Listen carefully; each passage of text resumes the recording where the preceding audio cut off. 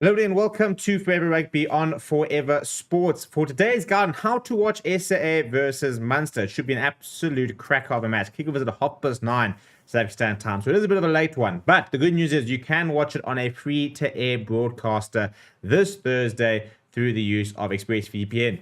And a big shout out to ExpressVPN who are powering the channel this month, helping us make the Autumn Nation series one to remember and helping us giving you guys the best possible match day experience and entire sort of series and tournament experience. Before we look at exactly how you can watch this match, please do smash a like on the video and subscribe to the channel as well.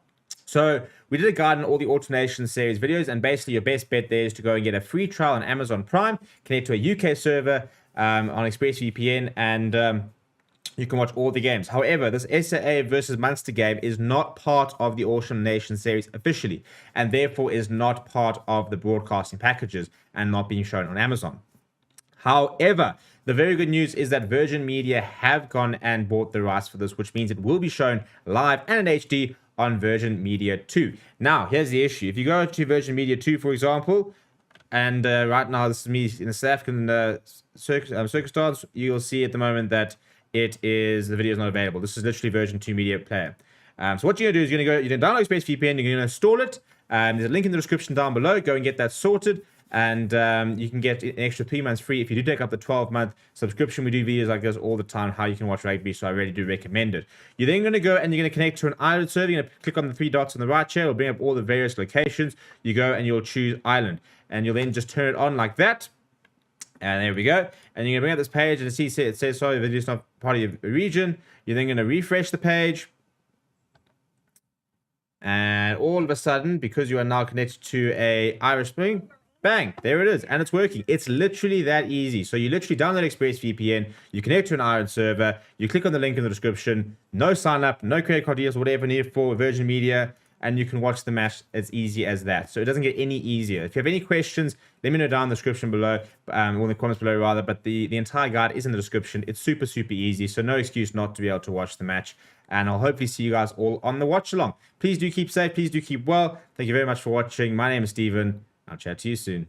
Nobody, and welcome to Forever Rugby on Forever Sport, and a very, very surprising South Africa A side being named by Nzwandile Stick this morning, with 2 shock inclusions of players we didn't even understand were to be in the squad, all suddenly being named in the 23, one starting, one on the bench, and that is the 2 de Preer twins, people who well, 2 players who I think a lot of people have been lost to the Springbok system, suddenly back within the system, back involved in the 23. Also, 3 scrum halves being named in the 23. So very interesting to see what the story is behind that. And I think a very interesting press conference is to come when they will sort of explain exactly how they got to these sort of selections and how certain players who were involved in the squad are suddenly within the 23. Why some of these selections have been made the way they were. But it's a very interesting South Africa A side and gives a couple of selection hints as well as to what we could see with the Springboks this weekend.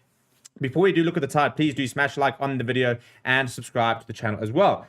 This is how we will line up on Thursday up against Munster. It will be live on Media Sport, by the way. So if you download ExpressVPN, link in the description, you'll be able to watch that match for free. But if we look at here, in the front row, Instuka Nkunu, Joseph Dweba, and Thomas du Toit, who captains the side. Nkunu and du Toit playing a lot of rugby together. Joseph Dweba, this is a big opportunity for him. He's been really quite poor for the Springboks this year, really struggled and hasn't really sort of kicked on at Stormers. So he gets an opportunity today, but he really needs to make it count. He really has to grab it with both hands, and he needs to go and prove that he still can play at this level. The lock combination of Jason Jenkins, Roanoke here does indicate that neither will be involved this weekend. So Salman Murat, for example, Marvin Oy, seem to be more sort of backed to fill in with Lourdes Diaga if they do need to jiggle it around there. You look at the loose trio. Pepsi Buthelezi starts next to Albert Lowe. Jean-Luc de Preer starting, somebody we didn't even realize was within the selection, was even available to the Springboks because they didn't name him in the squad. Suddenly in the starting lineup. Also no Evan Lewis this week, which is quite interesting because it means that he'll stay with the Springbok squad. Same as, for example, somebody like Andre Esterhuizen, who I think a lot of people are hoping was going to get a bit of time with the SAA side, having not played too much, but he's also not involved. The halfback combination, Herschel Yankees partners Johan Goosen. Johan Goosen was probably always going to play. I would have liked to have seen Johnny Lombard, just because I think there's a bit more continuity there. But at the end of the day, if Johan Goosen is going to be a World Cup option, he needs to play rugby. And this is probably the closest thing we will get to a test match environment. Herschel Yankees, bit of a lifeline here. He needs to take it. He needs to prove what he can do. With 2 scrum-offs on the bench, he's going to be very easily replaceable if he doesn't play well.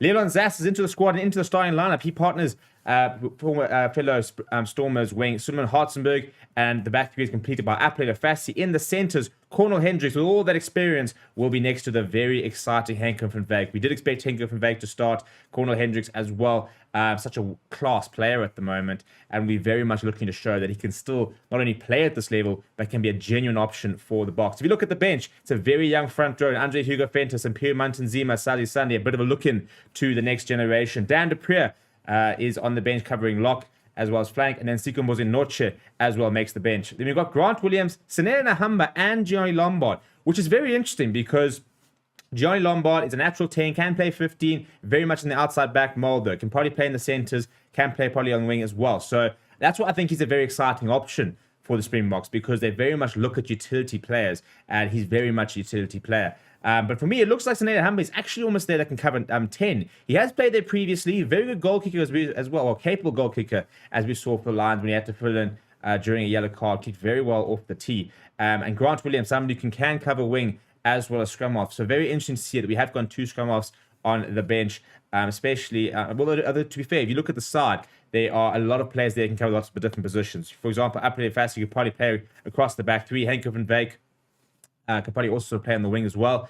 Suleiman Hartzenberg has been somebody who's been taught, can play at centre. Cornel Hendricks can play pretty much anywhere across the back line, 11 through to 15. Jan Goosen can shift to 15 as well. Herschel Yankees can play on the wing if needs be. So it's a very flexible back line, which I think has allowed the 2 scrum halves to be on the bench itself. But that in itself is a very interesting selection to sort of see how they balance it towards the end of the game, whether one will be going to wing or whether it will be saying, Snahamba, let's see what we can do at fly half, which is a very weird proposition. But yeah, it's interesting to see, and I'm very looking forward to seeing what sort of Zondila Stick says about this lineup. Very cool to see the 2 de Preer twins involved. More importantly, very interesting to see which players are not considered for the SAA squad, because that kind of shows you a pecking order. So, for example, it shows you that Evan Ruiz currently now sits very close to playing for the Boks. For example, if Franco Mostert were to move into the starting lineup this weekend, Evan Ruiz could very much feature from the bench against France, which in itself is quite interesting. Let me know what you think of the team down in the comments below. Please do smash a like on the video and subscribe to the channel as well. Thank you very much for watching. My name is Steven. I'll chat to you soon. How's it, guys? Thanks, Zina. How's the Stocker? Some interesting selections there. I see the de Preer twins have been called up. Is that because you guys have had a few less Boks join up than expected?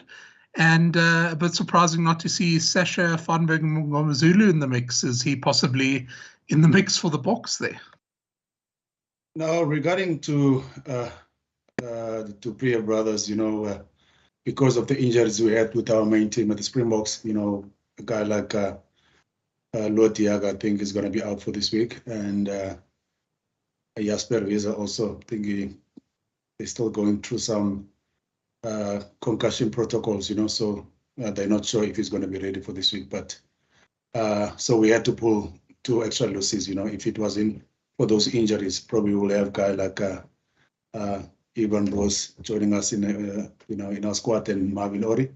But unfortunately, they with the Springboks at the moment. And Sasha, that side, he got a bit of an injury last week, so they're still managing him very well with our medical team on that side with Dr.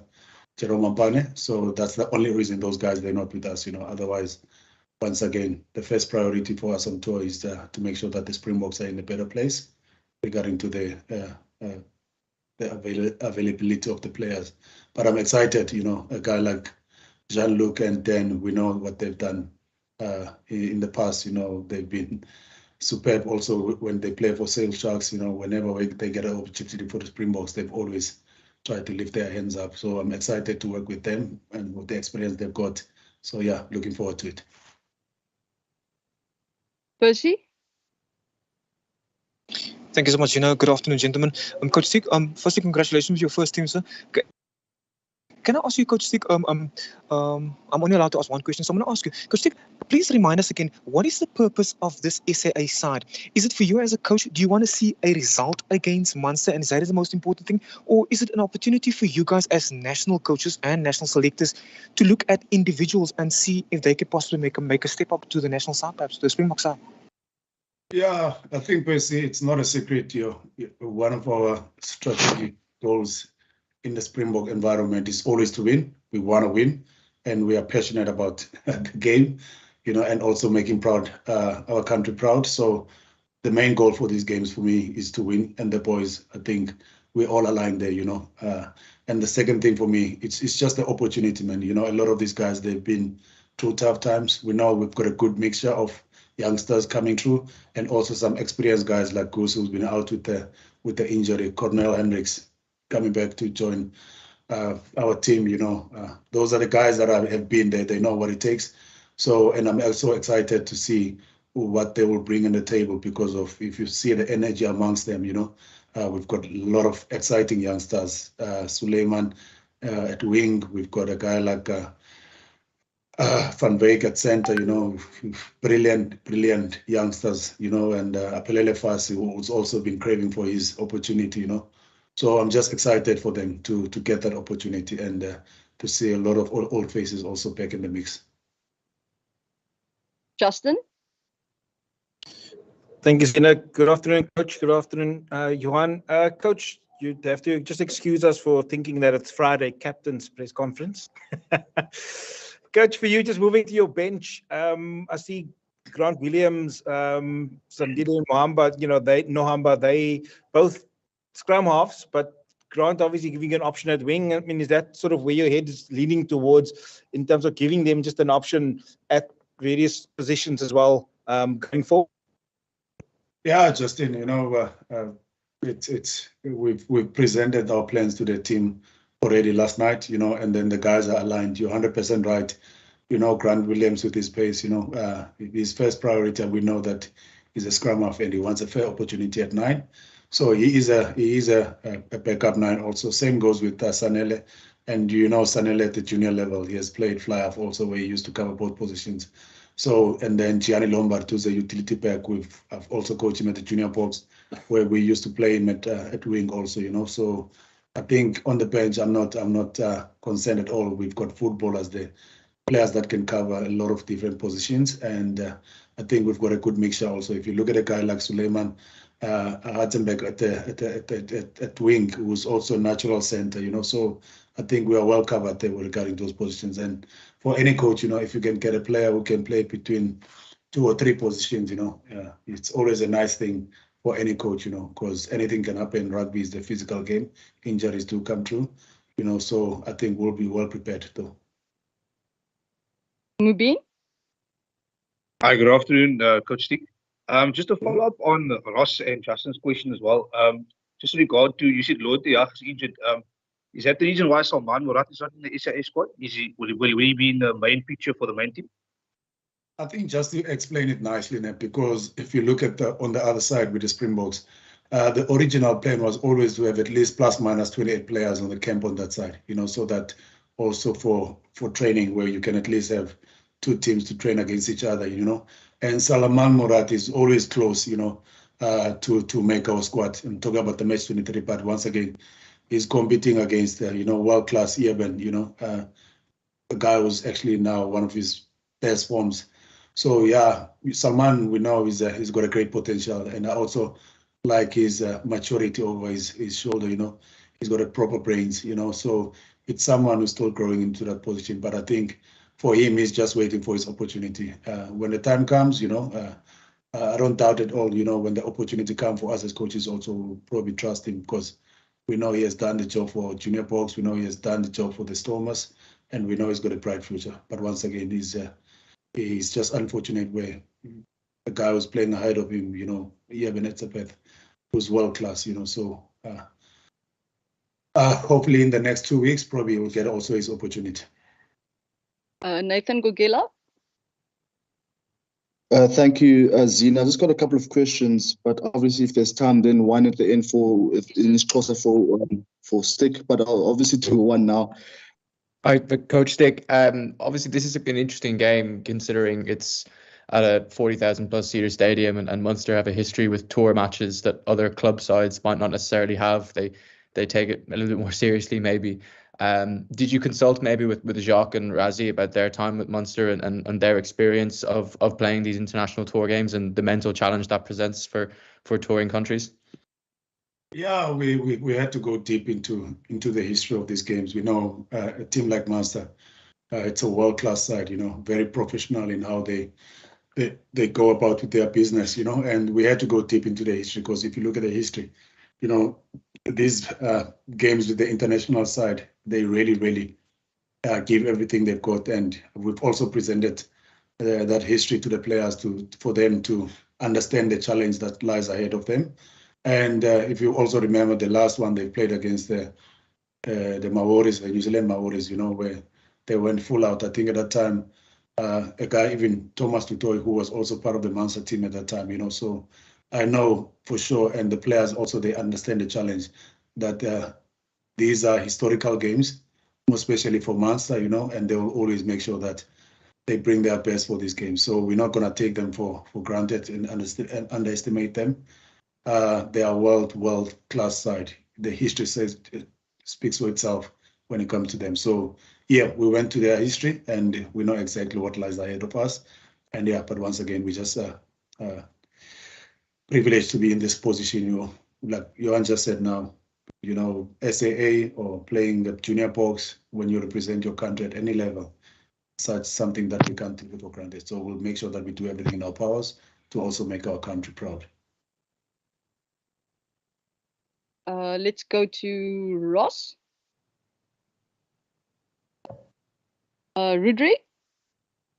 Thanks, Ina. Just one for Coach Stick, please. Can I just ask you about Jason Jenkins and what you've seen from him since he's moved to Leinster this season? Yeah, well, for sure. He's I think the last time I've worked with him, it was in 2018, where he made his debut for the Springboks, and then you have seen the growth in his game already, how he also conducts himself around, like Johan mentioned, there's a lot of youngsters, but he's already taking that leadership role in our team.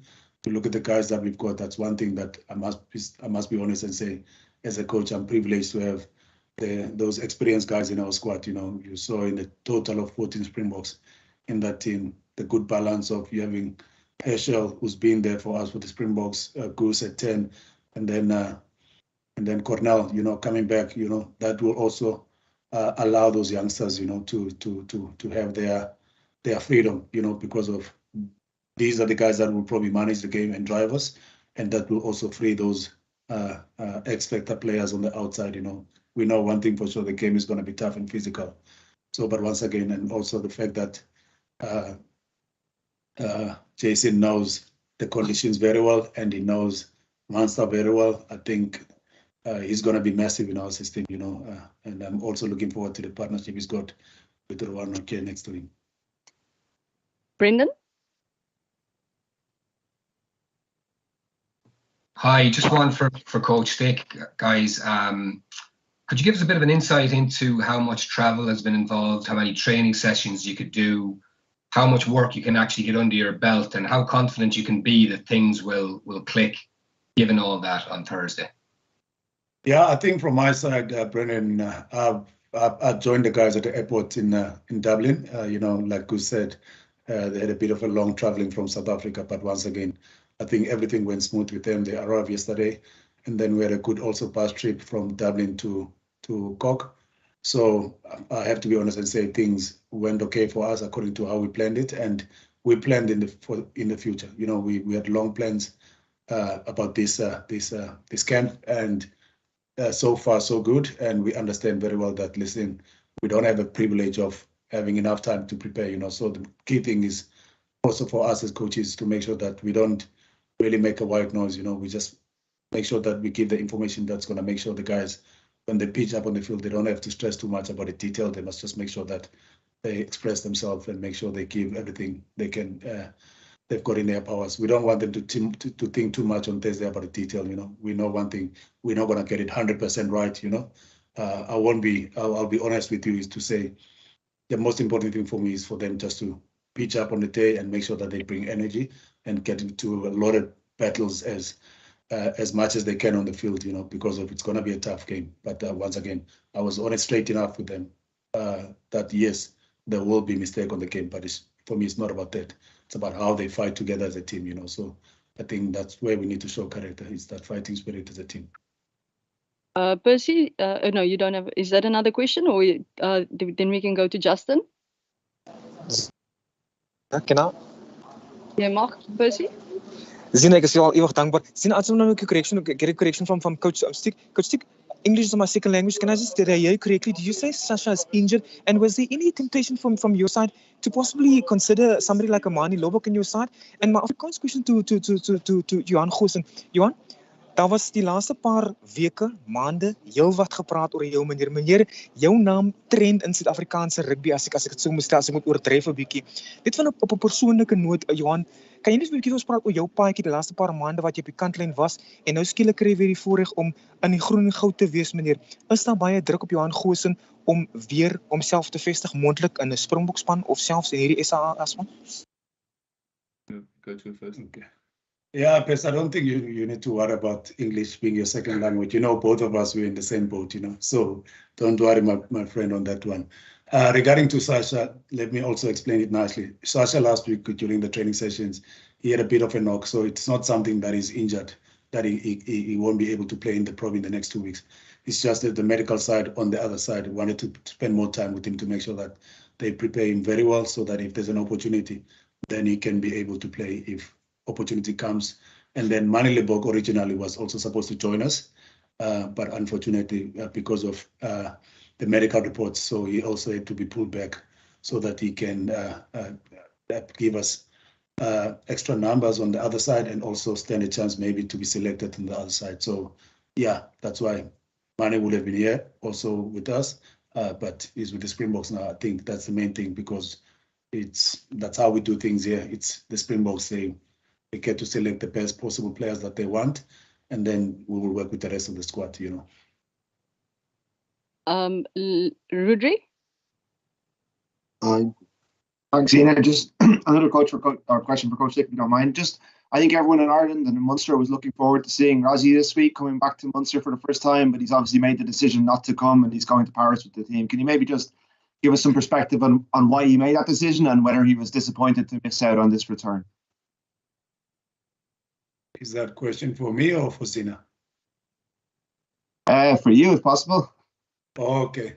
No, like I said earlier on, you know, the main priority is the Springboks, you know, and through the challenges that we had on the game, you know, I think Rassi felt like, you know what, he needed to be in the Springbok camp in France with them to make sure that we turn things around. We know very well that we really were close to win the game against Ireland. You know, it was a very tough game, you know, but there's a lot of work on there, you know, that needs to be done in the team. So I think Rassi felt like, you know what, he needed to stay behind. It would have been nice to have him on the camp, you know, with his experience, you know, and we know the impact that he brings into the players. But once again, you know, I think we've got the coaches around us also, you know, around myself. But I'm taking the leadership role in our coaching staff. And we've got guys like Bafana, you know, who's very experienced also to manage the junior Springbok team. Joey Mongalo, who's been around Super Rugby teams, you know, with the Lions, with the Bulls, now currently the Shark, you know. So no doubt at all that the guys that we've got in our camp also are the right people for the job. And more especially also to mention a forward coach like Vian, who's been here also before, played for the Munster, understands the conditions very well, understands the people very well.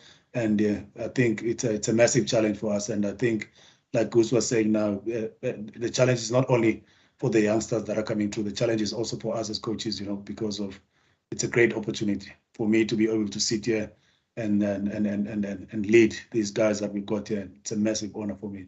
So I would love also to make sure that a lot of them, they kick the door down, you know, to stand a chance to be in that World Cup squad. Awile, you had a question? Oh, hi, Zina. Thanks. I think Coach Stick just answered my question now. Okay, brilliant. Brendan? No, sorry, I'm okay, Zina. Thank you. Okay, let's take our last question then from Nathan. Say man, thank you man.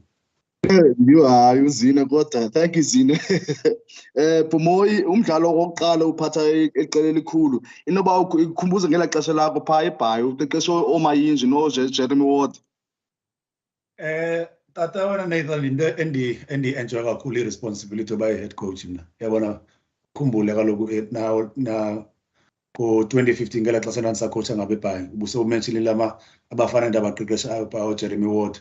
Abafana abahamba bodlala amaqela amakhulu nakusefrance ngoku James Hall nabafana abanjengo-Junior Phokomela. Eyona nto ke ndiyi-enjoya ebomini uthi uba mna ndiphe abafana abancane i-opportunity uyabona, and ndiyayivuyela ke ngoku nam ndithi ngoku ndiphiwe lithuba ndikwazi usebenza nabafana, more especially also xa ujonga ne-experience endinayo apha ecam kwam.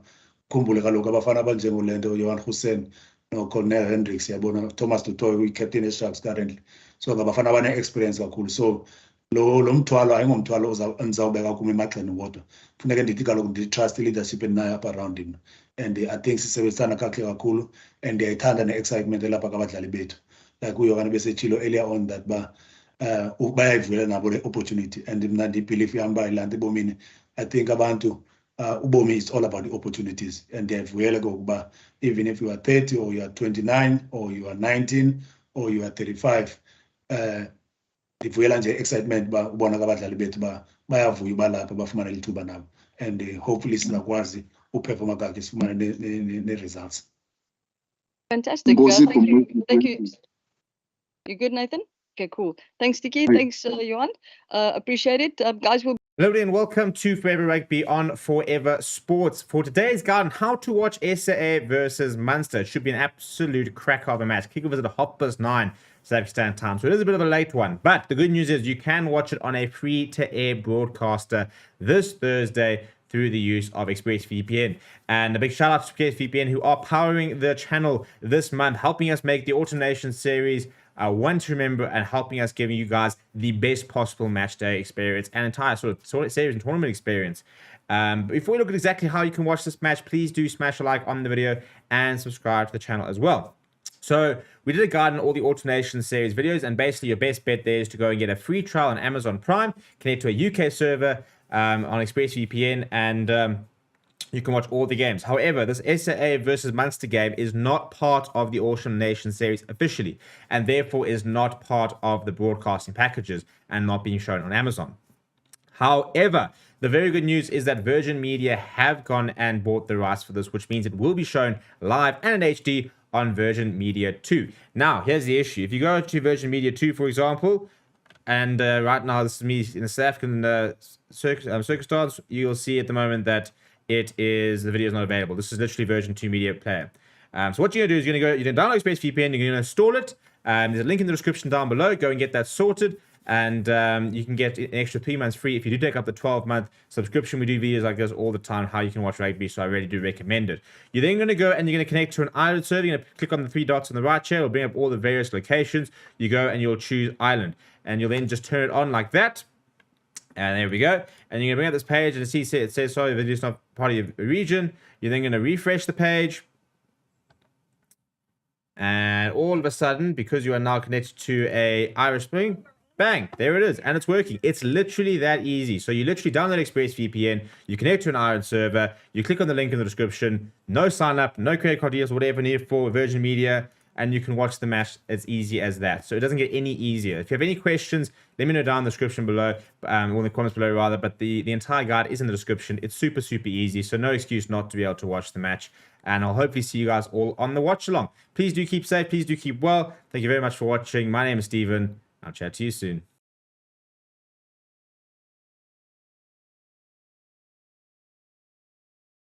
Hello everybody and welcome to Forever Rugby on Forever Sports. And the SAA side has been named to take on Munster this week, and jeepers, so many talking points to talk about, and nobody really seems to talk about the fact that there are 3 scrum offs in the side. You know, people are busy talking about the various options and the fact that the Dupree twins, for example, are back. But yeah, I mean, Grant Williams in as potentially as utility backs, and then a Humber covering 9. You know, I think it's going to be very interesting to sort of see exactly what what's gonna happen. So yeah, before we look at the side itself, please do smash a like on the video and subscribe to the channel as well. We've got a lot to go through, but before I want to do that, I'm going to put the team on the on the screen, and I'm going to ask a question: are you happy with the SAA side within inverted commas?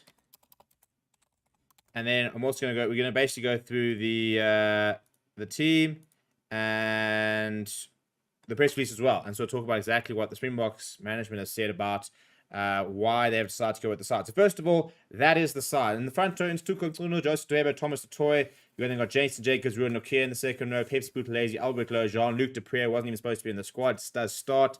Herschel Yankees next to Johan Goosen, Leon Zas, Cornel Hendricks, Henk van Veek, Cinnamon Hartzenberg, Aple Fassi, the back line. Off the bench, Andre Hugo Fentes, Imperial Munton Zima, Sazi Sandi, Dan Depree, Sikabo Zenoche, Grant Williams, Seneo Nahamba, and Johnny Lombard. A lot to dissect, people. A lot to dissect. Yeah, and we've got Zwandile Stick, who's currently in the press conference right now. We'll be answering a lot of questions about that, so the press conference will be up today. Jan Goosen in the press conference with him. His comments will be out tomorrow. So let's go through the press release before we really get stuck into this team. So, for example, over here, the Depree twins, Dan and Jean-Luc, were called into the squad on Sunday, so they were called in yesterday and have been named. A couple of other news, for example, Rassi Rasmus has not stayed with the SAA squad. He has traveled with the Springbok squad to France. He will be assisting them remotely. If we look at some of the options, for example, they have named, for example, as looking at some of the various bench, for example, they have named Grant. So Grant Williams got scrum half next to him, which means I'm very interested to see what Seneo Nahamba is supposed to be, given the fact that he's been named alongside Grant Williams. Yeah, they're young. Obviously, it's a very young former front row and former junior Springboks and Seneo Nahamba and Johnny Lombard, who are both listed as utility backs. So that in itself is pretty interesting. To see what sort of positions they reckon Seneo Nahamba actually covers. As I said, there's so much to dissect. There's so much to go through. And I think that, you know, what we're going to see now this week, Thursday, I think we're getting a lot of answers to some questions regarding, you know, what sort of players could be fitting in where and stuff like that. Speaking on the team, this is what Zwandile Stick said. He said, we are pleased with the quality of the squad we selected, and we are confident that with this thrilling blend of experienced and young players, have what it takes to perform against Munster. One of the main reasons for selecting SAA and Springbok teams for the year-end tour was to cast our net as wide as possible to test our player depth less than a year out from the Rugby World Cup, while also giving as many players a possible top-class game time. Most of these players have either been in the Springbok squad in the last 2 seasons or they have been on our radar. So this is an ideal opportunity to see them in action against what will be a physical and challenging encounter. So he said that the SA coach had the luxury of spending the week with the Springboks last week, where they attended all the coaches' meetings and training sessions to give them a taste of Test rugby and what they'll expect this week. And this allowed us to hit the ground running. The coaches, players, and team management know what is expected of them, and we are working hard to implement the structure as effectively and efficiently as possible. And I have no doubt we will be a tight unit by the time we take the field. Speaking on the challenge of Munster, Stick said that they are one of the top clubs and they balance their physicality with exciting backline play, so they're going to be tested thoroughly. That said, we have named an equally exciting team and we have a number of leaders in the core positions. Every one of our players will also want to make the most of this opportunity to throw their names in the hat for World Cup selection, which will serve as extra motivation. A reminder that the assistant coaches he is talking about are Bafana Ntleko, current SA Under-20 coach, Joe Mongalu's with the Sharks, Vian Depree, the scrum coach from the Griquas. So those three have all been joining Zwandile Stick with coaching this side, which will run out against Munster on Thursday. A couple of comments coming in, and yeah, as I said, there's a lot to talk about here. So for a start, for example, confirmation that Evan Ruiz and Marvin Uri are with the Boks, and they are on standby due to injuries. So, for example, obviously looking at the injury of Lut Diaga, I want to imagine that Marvin Uri, for example, could be starting at 5. I don't know if there are any other potential injuries around the sort of the loose turf, for example, but Evan Ruiz being retained in the Boks squad as a result of that. For me, I think the two big selections as are the fact that the number selection, the two-player selection. It has been confirmed that Luat Diago, for example, is out for this weekend, so you can understand why they're not going to release, for example, someone like Marvin Uri. But I think they do want to see what Jason Jenkins brings. So as I'm saying, there's so much to sort of go through. But let's look at some of the comments. Ivan says, I'm happy, but there are definitely some talking points. Will this game be broadcast? Yeah, so it will be on, I think it's Virgin Media Sports have gotten the rights for it. So we will be doing a video tomorrow that comes out, which will say how to watch the game for free using ExpressVPN. John Lewis says, Libok and Gonzalo are there traveling with the Springboks against France? Yeah, 100%. That then basically whoever's not involved in this SAA squad will probably be still with the Springboks. Major Smurf reckoning, sorry, Russ doesn't even make the SAA squad. He has been confirmed that he is still with the, as you say, with the Springbok squad. Major Smurf said Libok will make a debut on Saturday against France. Bench is very strange. No money in the SAA side. Must be in the SAA side for the French clash. 3 scrum halves. So this is what I'm saying. I think in many ways it's almost as interesting to see who's not included in the SAA squad than who is, in fact. But let's go through it. So for me, obviously the big talking points, the two du Preez twins, and a lot of people are asking where they are, why they've been involved, for example. Well, there we are. They're back. And I'm interested to see if that was always the plan. If for example, the injury to Luat Diago, and it sounds like there must be an injury within the loose chair, given the fact that Evan Roos has been retained apparently as injury cover. So you sort of wonder if Peter Stave Vitoria or Sia Khaleesi might be carrying an injury, or anybody really could be carrying an injury there,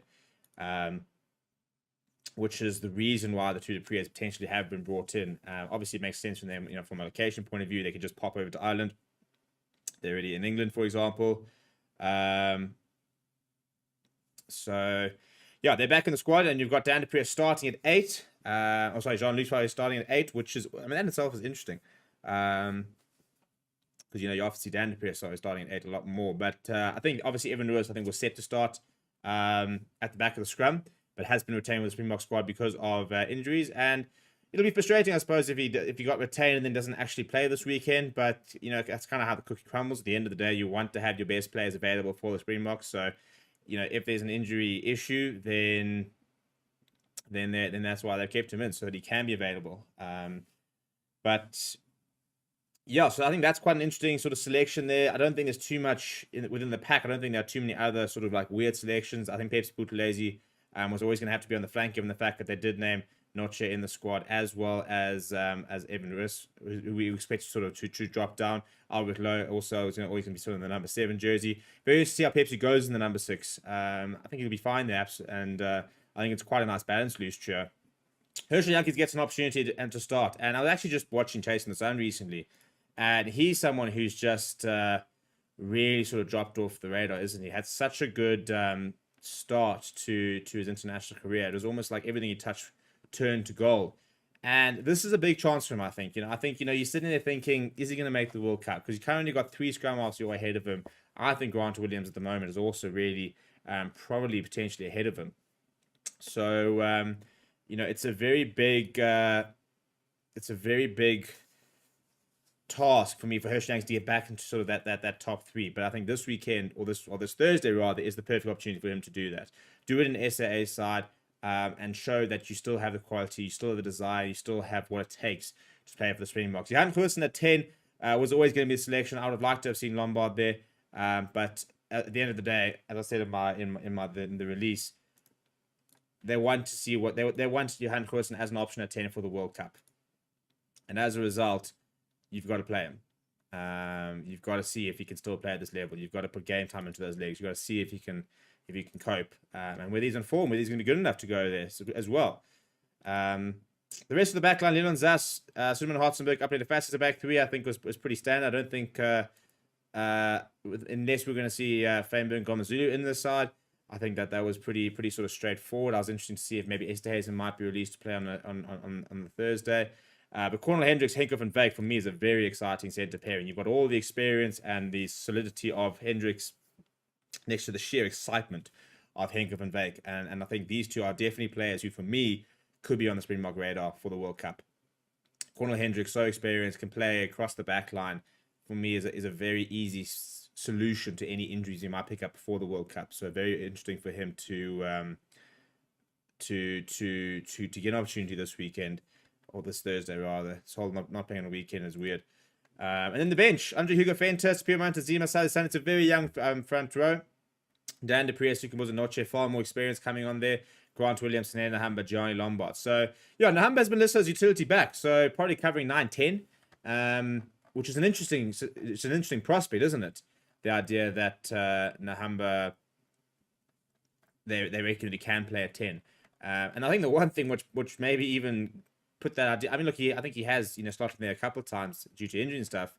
But what for me I think was a big sort of factor is the fact that he kicked really well for goal for Lions the other day, and I don't think that's part of his skill set that we really didn't really know about. To be honest, we didn't think that it was going to be. We didn't think it was an option, but there was a yellow card, and I think it was to Hendrickse, and Nahamba said absolutely fine, give me the clean tee, and he kicked actually pretty well. It wasn't just straight forward kicks he was getting in there, but he was nailing them pretty well. He was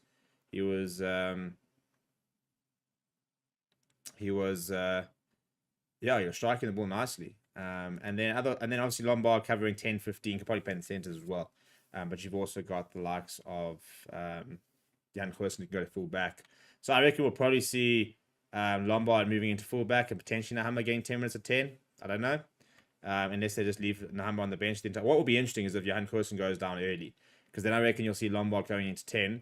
And they'll hold back Nahamba. What will be interesting to see is if they do put out Nahamba, do they try him at 10? I mean, who would have ever thought that somebody like Saneda Nahamba could be a fly half option for a South Africa A side? Not the Springboks, but it's the next big thing, which is quite. I mean, it's a very non-traditional selection. But what are we saying here? What is your suggestion to fix 10 at Springbok level? Well, this stage sounds like the suggestion is to give absolutely anybody an opportunity and see if it works. Yeah, but Stian saying, I reckon tomorrow's team announcement will have a few surprises. Very exciting. RVH saying, clearly it's second most important position, if not first. Look at England and New Zealand, for example. They have plenty of amazing flower halves. Must admit, England's amazing flower half yesterday I thought was pretty average. Would have gone with Jean Christus over Jean-Luc. Henry said, Nahamba can play 10, Lombard can go in 15. He said, not a big fan of playing players in crucial positions if that's not their main. Hirschel is lucky to be there. Grant Nellis to start.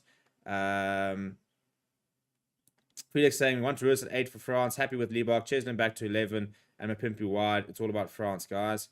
Well, if Mapimpi's and Cheslin on the same side, then Mapimpi's at 11 and Cheslin back to 14, I think is probably what you mean. I'll be surprised if Evan Ruiz starts at 8 this weekend, unless there is a couple of injuries. I think Jasper Wiese does have the run, and I would almost like to see Kwaka Smith, especially given the pace that France play with. I think his cover defense and his breakdown work will be very important there. But obviously, a lot of our backs can kick for goal. It all depends on the level, though. I mean, this is the funny thing, isn't it? Is, for example, you look at this SAA side, and you've got Johan Goosen, who's a very capable goal kicker. You've got Nahamba, who's apparently a goal kicker, and Johnny Lombard, who's a pretty capable goal kicker. There's actually more goal kickers who kick for their franchises in this SAA side than there are in the actual Springbok side, which potentially gets named tomorrow, unless Martin Liebach gets named there. But you've got 3 options as goal kicker across this 23. And 3 decent options. Whereas you look at the Springbok squad, and there's sort of 3 part-time options. There is no sort of full-time goal kicker within the Springbok side. So that's quite an interesting element, isn't it? Especially the fact that that's such a big talking point at the moment. The fact that the Springboks just don't have a goal kicker. But yeah, no Sasha and Zulu. He remains with the main squad, as far as I understand. We'll obviously get more clarity on that as the press conference come out. There's both a Springbok press conference as well as an SAA press conference. The SAA press conference is currently underway. There will be a Springbok press conference. I think it's about 4 o'clock this afternoon. It's with an assistant coach, so I imagine it will be with Dion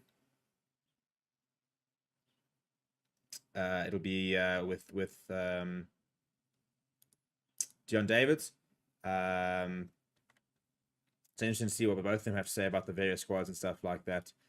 But But Tokyo says happy for the lineup, and Campus saying Villains are back at 15, Orange to 11, Give a Pimpy a race, and Colby at 14. A lot of people asking where Jean Augustus is. Guys, I don't think, to be fair to them, I think given the fact that there are 2 late call-ups, going with 2 players who've been within the system, understand how it works. I mean, they're effectively going to have 2, maybe 3 training sessions before they play Munster on Thursday. So they'll train today, tomorrow, and Wednesday. You've got 3 training sessions to get it right, and they are very much copying the Springbok blueprint. So if you've got 2 players who've been playing with the Springboks, they understand the blueprint, they understand how it all works. It's far easier for them to slot in, and then somebody coming into the squad and nobody and doesn't really know what's going on. Especially when you think that you're playing next to somebody like Pepsi Buthelezi, who's yet to play within the Springbok setup. You know, so if you suddenly have Pepsi Buthelezi and Jean Augustus, both players who've never played within the Springbok setup, next to Albert Lowe, who's only played a handful of games, I think it would be quite unbalanced. But yeah, so we will have the Springbok press conference up now. It'll be Deon Davids and Frans Maherbe, who chatted to the media earlier. They confirmed that, for example, Loet de Jager is unavailable for this weekend. It was interesting to have that Springbok press conference before the SAA side was actually announced. So that press conference will be up in the next sort of hour, and then we'll have the SAA side presser up just shortly after that. So yeah, so the game is, I think it's at 9 o'clock South African Standard Time. Where is this press release? It'll have the time of the match. Here we go. Kickoff is at what time? Surely you guys are telling us what time it is. They don't have a time yet.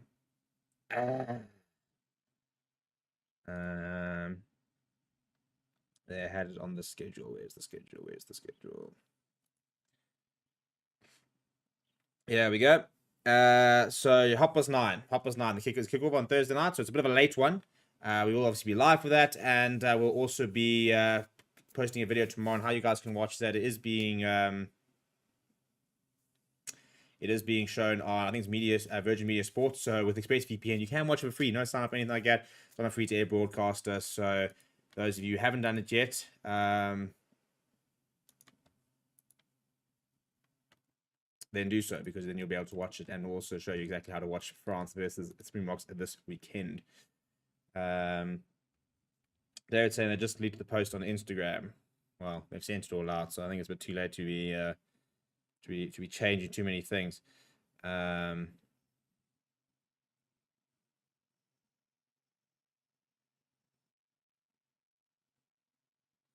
But yeah, I'm interested to see if there will be any changes to the SA. Obviously, we know that there's going to be changes to the Springbok side, because Loet de Jager has been ruled out of the clash, so he is injured. It does sound like there could be another injury potentially within that within the loose trio, which is why Evan Roos has been retained.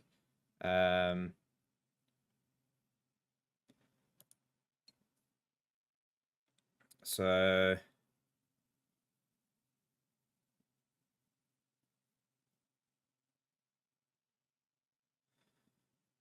looking at my Twitter, seeing if there's any cool points being made or any say. But yeah, so also pretty big news, the fact that Rassie has gone to France. He was going to be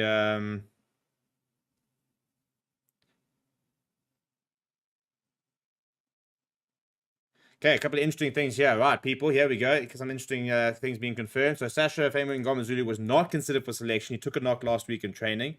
And as a result, has not been named as a precaution. Liebach was set to play, but apparently was pulled back.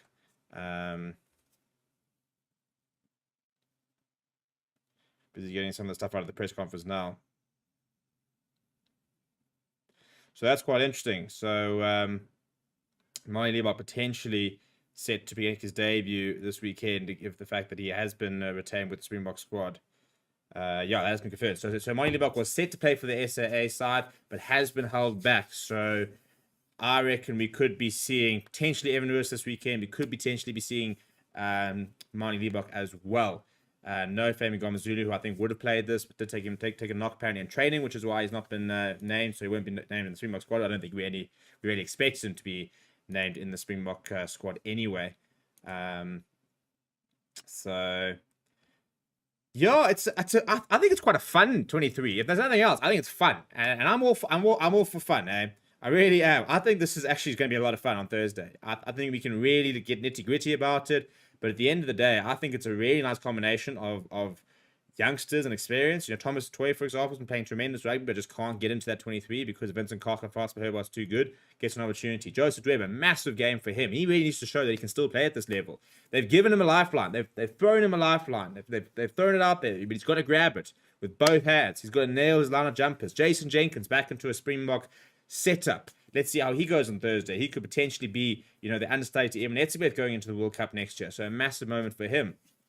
Pepsi Buthelezi, a bit of a new position, but I do think that he's got more chance of potentially making Springboks in the number 6 jersey and moving forward than number 8, which is absolutely stacked. You know, Herschel Yankee's another one. Jan Wilson, both of them also a bit of a lifeline out here. They've got to reward the Springboks for Springbok management for the faith that they are being shown and the chance that they are being given. Leon Zass, I think that's somebody as well who can really put his hand up and say, listen, if a Pimpy starts dropping off, I'm here. I really rate him. I think he's got a fantastic all-round game. Simon Hartzenberg, I think, is quite fortunate to have gotten so far so quickly, but he needs to now show why. Apelid Fassi, who's fallen out of favour with the Bok management, the perfect time to sort of give them a bit of the middle finger and say, I should be involved. Henk van Wyk, Cornel Hendricks, the big question is Henk van Wyk ready? This will give us an opportunity to see. Cornel Hendricks, for example, somebody for me who I think is a very easy alternative to quite a few players if we need to bring in somebody last minute.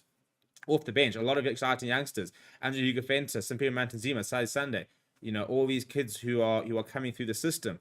Dan Dupria, Sikomoze Noche, you know, players who've been around. They played Springboks, but they haven't ever sort of nailed down a spot. Can they impress? Get themselves back into World Cup selection. Grant Williams, a man on really good form. He's going to be pushing Herschel Yankees. Sinea Nahamba, who was almost lost to rugby a year ago, has come to the Lions, now reignited his career, gotten his call up. He's now been named as utility back. Johnny Lombard is somebody who we'd almost forgotten about when he went to Japan, despite being so highly rated before then. He's come back to the Lions. He's playing well. Bang, back in the Bok frame. So I don't think there's anybody, you know, in that 23 where there isn't a bit of a backstory, where there isn't a little bit of, what can you do type thing, you know? And I think that's what makes this team a really fun and exciting one, is that there's little small narratives attached to almost every single player inside this 23. And that doesn't make you excited. I don't know what does, to be honest. Also, you get midweek rugby. How cool is that? You basically get like a mini Bok game on a Thursday. Like, you know, like it's miserable weather here in Gauteng. It's been raining for the last week. And yet on a Thursday evening, I'm going to be able to go for a beer, come home, chill for a bit, and then go, right, should we go watch a bit of SAA versus Munster, boys? I mean, how cool is that? What more can we ask for? Some other comments saying, Theo saying it's quite a good team. OVH saying, the game earlier this year against All Blacks where we ran the ball from our 22 was the most hype I've been watching rugby. I hope we can play that again. Herschel needs to take control, says Felix. Winner the name in the Springbok side tomorrow. It's about lunchtime, I think, about 2 o'clock, I think it is. Zaz shows up when needed, says Felix, 100%. I like seeing the Dupree twins there. They've been playing well for Sale Sharks. Mr. Ober saying, do you think there will be any change to the Springbok backline this weekend? I don't think there will be any changes, to be perfectly honest. But you never know unless you see Mine Liba coming in and Willemson moving back to full back. Why name 2 scrum-offs on the bench? Well, it sounds like Femi Gomezulu did take a knock, so there aren't actually that many options. So they are going to say to Nahamba, fantastic, we'll back you at cover 10. Go forth and do the business. Chris saying he's glad to see the Dupree brothers back. Phineas saying Herschel needs to work on his defensive game, hence it is now in SAA. Where they're playing? They're playing in Cork, I think it is.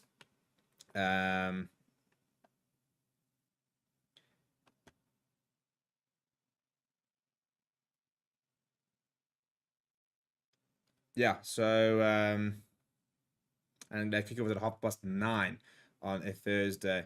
Where they so ask what we cut booze out of our lives.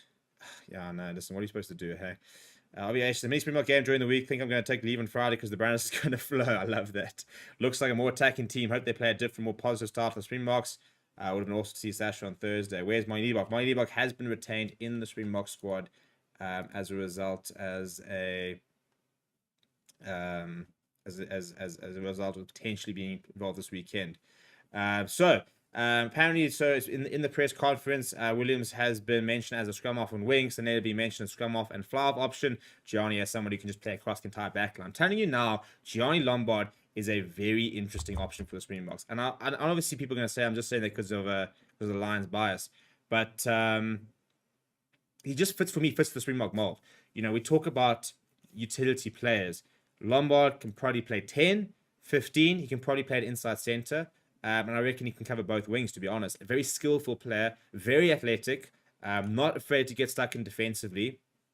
So I think that he becomes a very interesting prospect because I do think that he's very much in the mold of what Springbok management are looking for in terms of players that can play in multiple positions and cover lots of different roles. So I think that's for the reason for me. I think that's why he's probably put him ahead of the likes of a Boeta Chamberlain, for example, of a Jordan Hendrickse even, is that utility that, you know, it brings you so many different options, which is from a Springbok manager point of view is exactly what they want to see. I did ask Q, are you happy? And 160 people have voted. 87% of people have said yes. 12% have said no. But as we were saying, Munster's not going to be easy. Brent's saying is the hooker from the Bulls injured. I think he's playing better than Dwebe. Yeah, Johan Kobela is not available for selection. Ivan says Hickert and Vake will knock down the door, I reckon. Sanella has always been a hell of a skillful. Not sure why he lost favour with the coaches. Wonder who will replace Lord at the box. Jenkins. No, Jenkins won't be involved because he's involved in this. So it's either going to be Marvin Uri, I reckon, or we will see Franco Mostert drop into that second row. Potentially see Marvin Uri off the bench. I'm sure they can't say I want to see Dan Deprier there, although Enko is excellent. I want them both, can't choose. I'm going to the games today. We'll enjoy that. And Salman Murat should replace Lewis, although Franco might start. I don't think we'll see Salman Murat replacing Lewis. Salman Murat's predominantly always played most of his rugby in the number 4 jersey. So for me, it's it's going to be a case of it's either way you sacrifice Franco Mostert off the bench and start. I would just start Franco at 5. I think that's just your best option, and then you can put Evan Lewis on the bench. Put Marvin Uri on the bench, for example. PSF Toy does cover 5, so you could potentially get away without not having Slock on the bench. I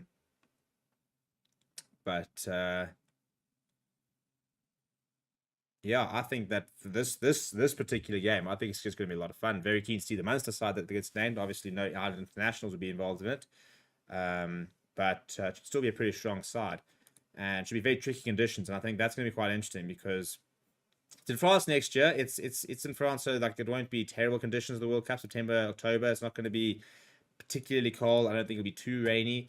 But it is nice to see how sort of these players can play in tricky conditions if we do get those sort of conditions next year. So I think there's a lot of nice little small narratives being built into this game, and I think that is going to be very fun. Yeah, we're going to wrap it up there, people. So it's a very interesting squad. We will have another video up explaining a couple of things, such as the Leebox selection, the Lecho even worse note, and sort of going through a bit more and giving an update on the Springboks. We will also have 2 press conferences up today, one from Zandile Stick, talking about the South Africa A side, and one with Deon Davids and Frans Maherba talking about the Springbok side. We then have a Springbok announcement tomorrow. I think it's at 2 o'clock. Let me just confirm that. 1 o'clock team announcement tomorrow. We will be live. Certainly we'll be live tomorrow at 1 o'clock for the team announcement. Expect a video going up just before then with the team as well. So the best thing to do if you want to actually be up to date with what's going on with all things Springbok rugby and South African rugby, subscribe to the channel, but more importantly, turn that little notification bell on, because as soon as we get information, bang, you've got content going up, telling you guys what's going on, explaining to you guys in a little bit more depth than, for example, a tweet and stuff like that. So tomorrow we're going to have a Springbok press conference at 1 o'clock. They'll be explaining the selections, and there'll obviously be Springbok press conferences every day this week, except for Thursday. But there will be content coming up for press conferences going up every day.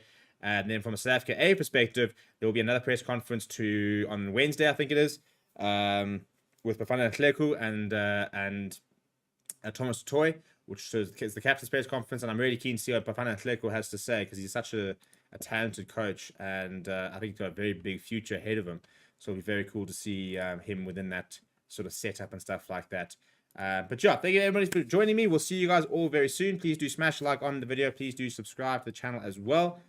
Thank you very much for watching. And yeah, I'll see you guys all tomorrow for the Springboks squad announcement at about 1 o'clock.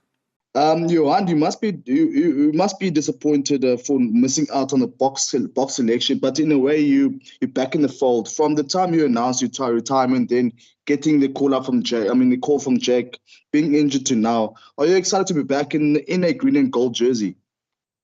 Yeah, I think if you play under 18 SA schools, to play for the Boks and for this badge is always an honor, and it's a great passion of mine. So wherever I play in what team, to play for this badge it's always a big honor, and hopefully we can have a good game on Thursday and just use the opportunity and enjoy it. Nathan Jones. Let's go to Ross. Thanks very much again, Zina. How's it, John? It's quite an exciting backline there that you guys are playing with, a mixture of experience and guys like Cornel Hendricks and Herschel Young. He's there alongside you, but also some youngsters in Henko van Wyk and Suleiman Hartzenberg, and quite a few guys on the bench there. Obviously, a lot of guys that you haven't played with or known before. So how's sort of the link-up been since you guys have arrived there? And have you guys been building quite a nice rapport amongst the group there? Yeah, I must say the travel was quite long, but we're here now. It's so much excitement in the camp and a lot of young guys, and I'm excited to play with them. I think the Henko van Wyk and Hartzenberg and Fassi at fullback and Zas at the other wing, and obviously my big mate at 12. So yeah, I'm really excited. I think this is a bunch of great guys, lots of talent. So yeah, I think if we can stick together, and obviously it will be a big match for Munster and for us, and I think the first 10-20 minutes will be tough. So if we can stay in the fight and hopefully enjoy ourselves the last 20, to see those young guys express themselves and just enjoy it. Morgan. Thanks, Z. Hi, I'm Zondile. Hi, Goose. Goose, it's just over 10 years ago that you made your Springbok debut as a young 20-year-old. There's a whole bunch of youngsters in that team, and you're one of the old men in the team. What is the biggest lesson you've learned in your road to being back into there or thereabouts with the Springbok group? Morgan, yeah, it will be short. I think the big thing is to appreciate playing for the Boks. So yeah, if I can just leave a message to the younger guys, taking this moment, it's a big honor to play for the Boks, and appreciate it and give it your all. Thanks, Goose. To Johan Goosen. Johan, daar was die laaste paar weke, maande, heel wat gepraat oor jou meneer. Meneer, jou naam trend in Suid-Afrikaanse rugby, as ek het so moet stel, as ek moet oordryf 'n bietjie. Net van op 'n persoonlike noot, Johan, kan jy net 'n bietjie vir ons praat oor jou paadjie die laaste paar maande wat jy op die kantlyn was, en nou skielik kry jy weer die voorreg om in die groen en goud te wees, meneer. Is daar baie druk op Johan Goosen om weer homself te vestig, moontlik in 'n Springbokspan of selfs in hierdie SA-span? Persie, kan ek maar Afrikaans praat? Asseblief, Johan. Ja, ek moet sê, dit is eintlik die eerste ou wat my vra hoe was met tyd die laaste, ek meen, was 11-12 maande uit met die ICL, en enige ou wat die ICL al, ek meen, is my tweede een. De staf is moeilik, emosioneel, mentally, ek meen, enige ding, ja, dit is moeilik. Maar ja, en ou se lyf raak ouer, maar ek dink my kop en my mindset is nog reg. Ek wil nog vir die Bokke speel. So ek het 'n groot passie om vir die Bokke te speel, en daar sal altyd druk op wees. Ek dink as jy Suid-Afrikaanse rugby speler is, ek meen, ons word so groot, maar is lekker. Ek vat dit op my, en ja, mense moet ook net besef, dit gaan nie in een game net als regkom nie. So ek vat my tyd, en ja, ek is baie bly ek sien so, en wat 'n voorreg om vir die Bokke SA span te speel. Soos ek nou nog gesê het, maak nie saak wat se span dit is, as jy vir die Bok badge speel, dan dis 'n regtig groot voorreg vir my. Guys, we've got literally about 7 or 8 minutes left, so I'm going to just go through the questions as the hands were raised, and whatever we can fit in, we will. So, Justin. Thank you very much, Zina. Johan, this one's for you. The fact that South African teams are able to or have been playing in the URC, firstly, has seemed to be very important. Secondly, we have not seen a Springbok A team get together and play matches in a very long time. How great is it from an opportunity point of view? You are only 30 years old, but yet you are quite experienced when it comes to participation at various levels. But giving opportunities to that Springbok setup for these young players to want to strive to be Springboks one day. How important is it for us to be able to have a Springbok A team set up where there's matches being played, being coached, and they get exposed at the highest level? Yeah, I think it's great. It's a great opportunity for the younger guys. I mean, yeah, and obviously to play in the URC, we've played against Munster, I think 3 or 4 weeks ago, the Bulls. So we've got an idea how they will play. They're quite physical and tough up front.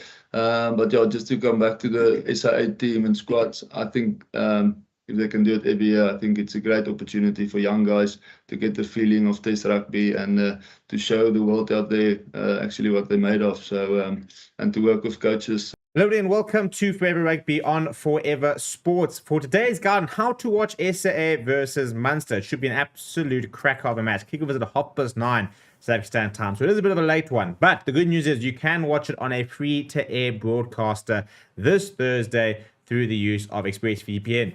And a big shout out to ExpressVPN who are powering the channel this month, helping us make the Autumn Nation series one to remember and helping us giving you guys the best possible match day experience and entire sort of series and tournament experience. Before we look at exactly how you can watch this match, please do smash a like on the video and subscribe to the channel as well. So we did a guide on all the Autumn Nation series videos, and basically your best bet there is to go and get a free trial on Amazon Prime, connect to a UK server on ExpressVPN, and you can watch all the games. However, this SAA versus Munster game is not part of the Autumn Nation series officially, and therefore is not part of the broadcasting packages and not being shown on Amazon. However, the very good news is that Virgin Media have gone and bought the rights for this, which means it will be shown live and in HD on Virgin Media 2. Now, here's the issue. If you go to Virgin Media 2, for example, and right now this is me in the South African circus dance, you'll see at the moment that the video is not available. This is literally version 2 media player.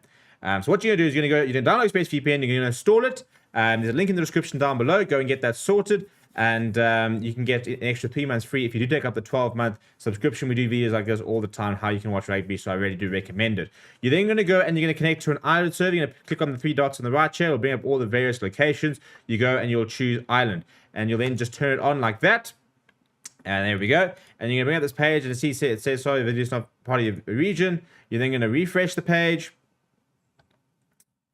And all of a sudden, because you are now connected to a Irish Spring, bang, there it is. And it's working. It's literally that easy. So you literally download ExpressVPN, you connect to an Ireland server, you click on the link in the description, no sign up, no credit card deals, whatever needed for Virgin Media, and you can watch the match as easy as that. So it doesn't get any easier. If you have any questions, let me know down in the description below, or in the comments below rather, but the entire guide is in the description. It's super, super easy, so no excuse not to be able to watch the match.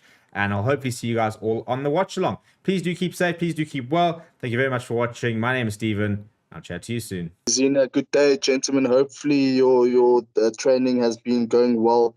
For you, Bafana, with such a short period of time to prepare for Munster, a team that's been training together even before the URC, yes, they'll be missing a few internationals. With that being said, what will you be looking to achieve from this encounter? I mean, they did issue out their team as well shortly. Thanks for the question. Firstly, look, they're still a formidable team. They are coming into the game with about 7 internationals. They've got some players who've been part of the Ireland emerging team. So we understand that even though they without the internationals, we're still coming up against quite a good side. So we have to show them the respect. But just on our side, look, the first priority is to obviously make sure that we get the right result. But outside of that, and it's management and players, we're not going to complicate anything. The the important thing is to make sure that we've got synergy in the things we're trying to achieve and how we want to play. And if we get that right and the players can find a way to get into the right battles and execute the simplest plan and take the opportunities, I think we'll be okay. Jan? Thank you, Zina. My question is for Thomas. Thomas, obviously it was a brief stay, but you had a stint with Munster, so you understand what the passion is, and even though you're not playing, you're playing in Cork. So I don't know if you've played personally in Cork, but I mean, it's given the weather that you guys are going to see tomorrow night, it's going to be a very different challenge.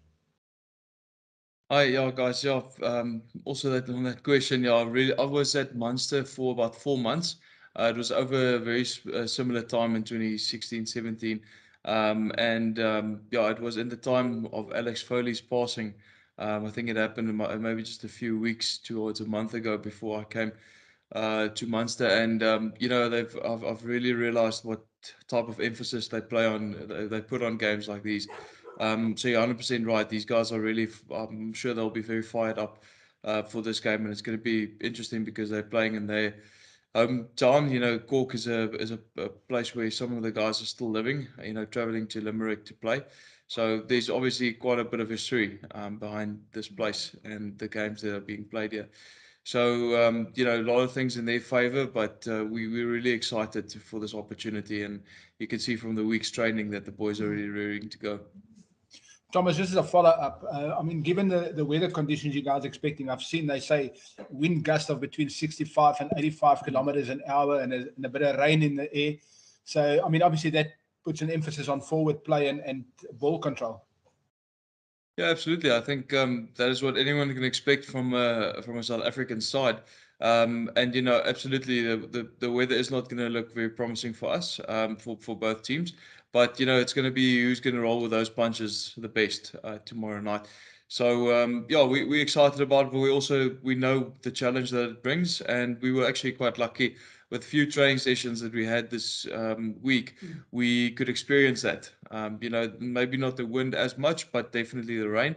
And I think the guys really picked it up, towards the end of training. So, yeah, we're really excited, and luckily we've got some experience now going into this game about how it's going to be. Magnus?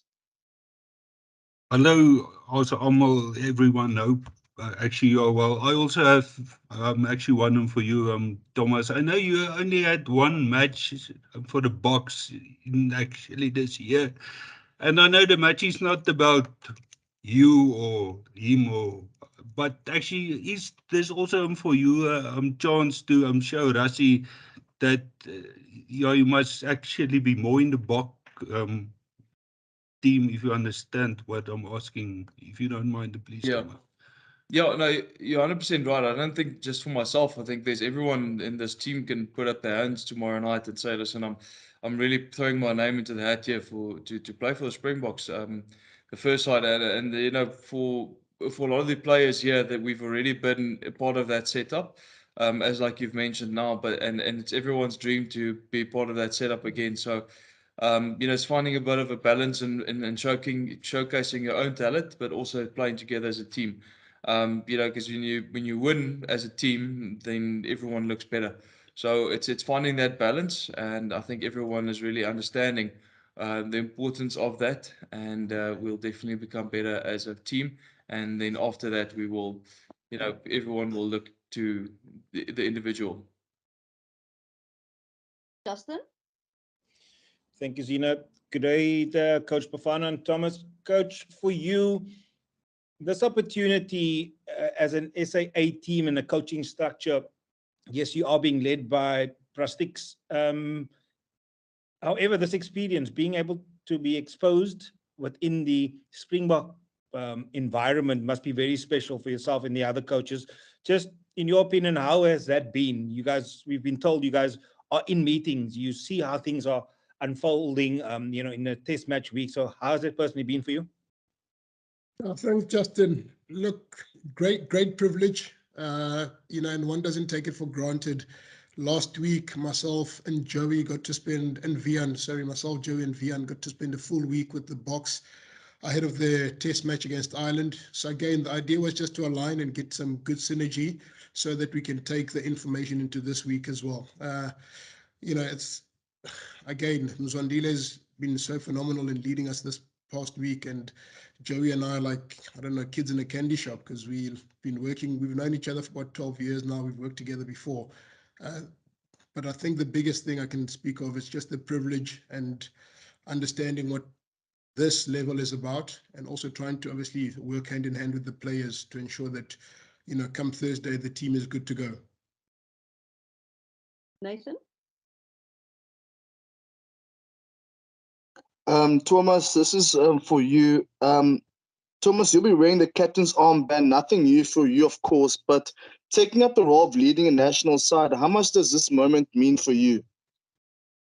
Yeah, you're 100% right. I've been very lucky in that sense, leading this team.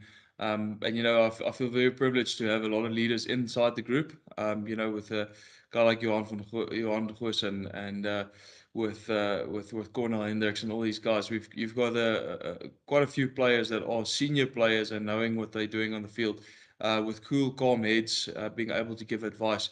So I feel very lucky with in regards to that. But it's absolute honor for me. It's a real honor being selected as captain. And I really hope that I can do this team proud. And I think at the end of the day, a captain is supposed to lead by example, but also serve his team. And that's what I'm going with for tomorrow. Justin? Thank you again, Zina. Thomas, net vir jou in Afrikaans asseblief. Net jou opsomming van julle verwagtinge van Munster en net die rol wat die SA span, soos jy vroeër in Engels ook net gesê het, hoe belangrik julle rol is om seker te maak dat daar meer spelers is wat miskien in die bokke kan inkom. Ja.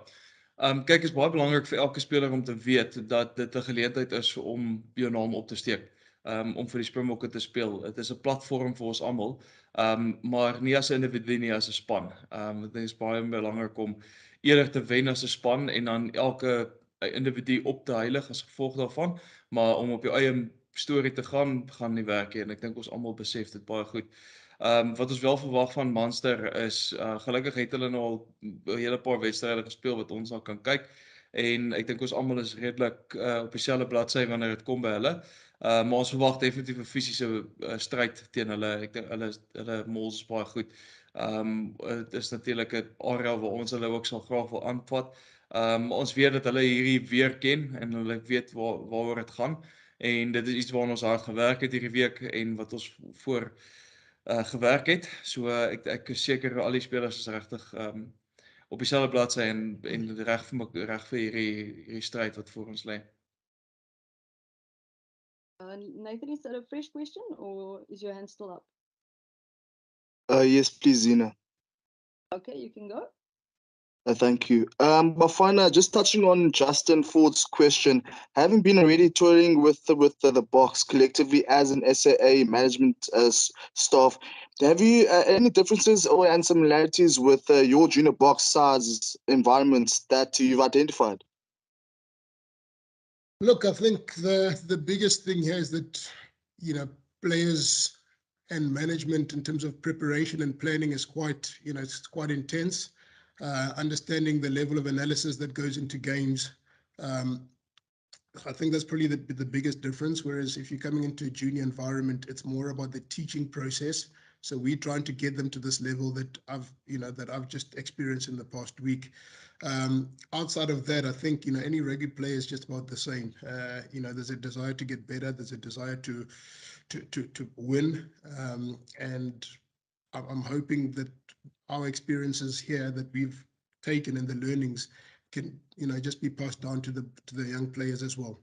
The reality is that as far away as they are from the goal of being Springboks, they're actually not that far. I think that's probably the one thing that I've realized having spent some time here. Paul? Bafana, thanks a lot for the opportunity. You've just spoken about the personal aspirations and everything of the players, but obviously your role is to prepare them for selection for the Springbok squad. So will we see them fitting into the game plan of the Springboks? And apart from allowing for differences because of the wind and everything, or will we see some different game plans from your side? I think for us, it's probably important that firstly, we try keep it simple. We've only had 2 days to prepare, but the one thing that's quite clear for the players that they need to get excited about taking opportunities to play when the opportunity presents itself. We know we're going to make mistakes tomorrow. We know it won't be perfect, but the important thing is that we don't want to die wondering when we leave that field. So if it's on for us to play, we'll play. If it's on for us to ask the right questions with ball in hand, we'll do that.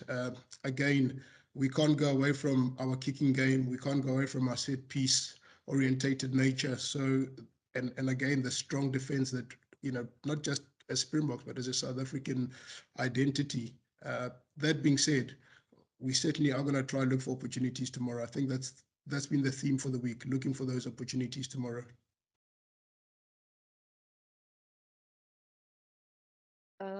Guys, are there any further questions? Nathan, I see your hand is still up.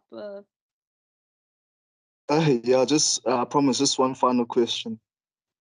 Okay, go, Nathan. Thank you again, Zina.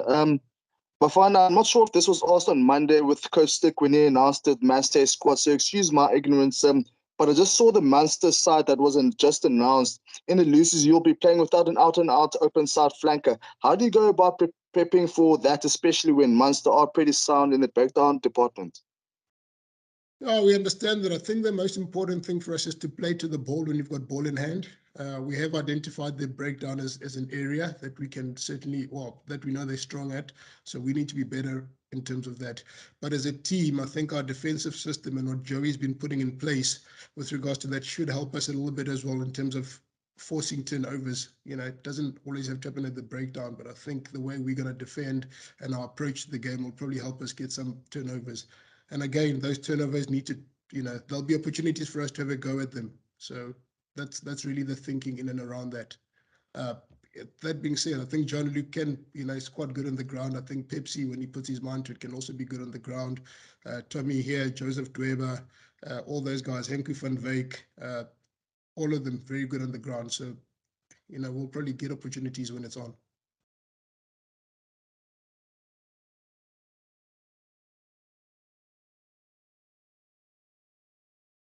Name is Mr. P, but your hand is up.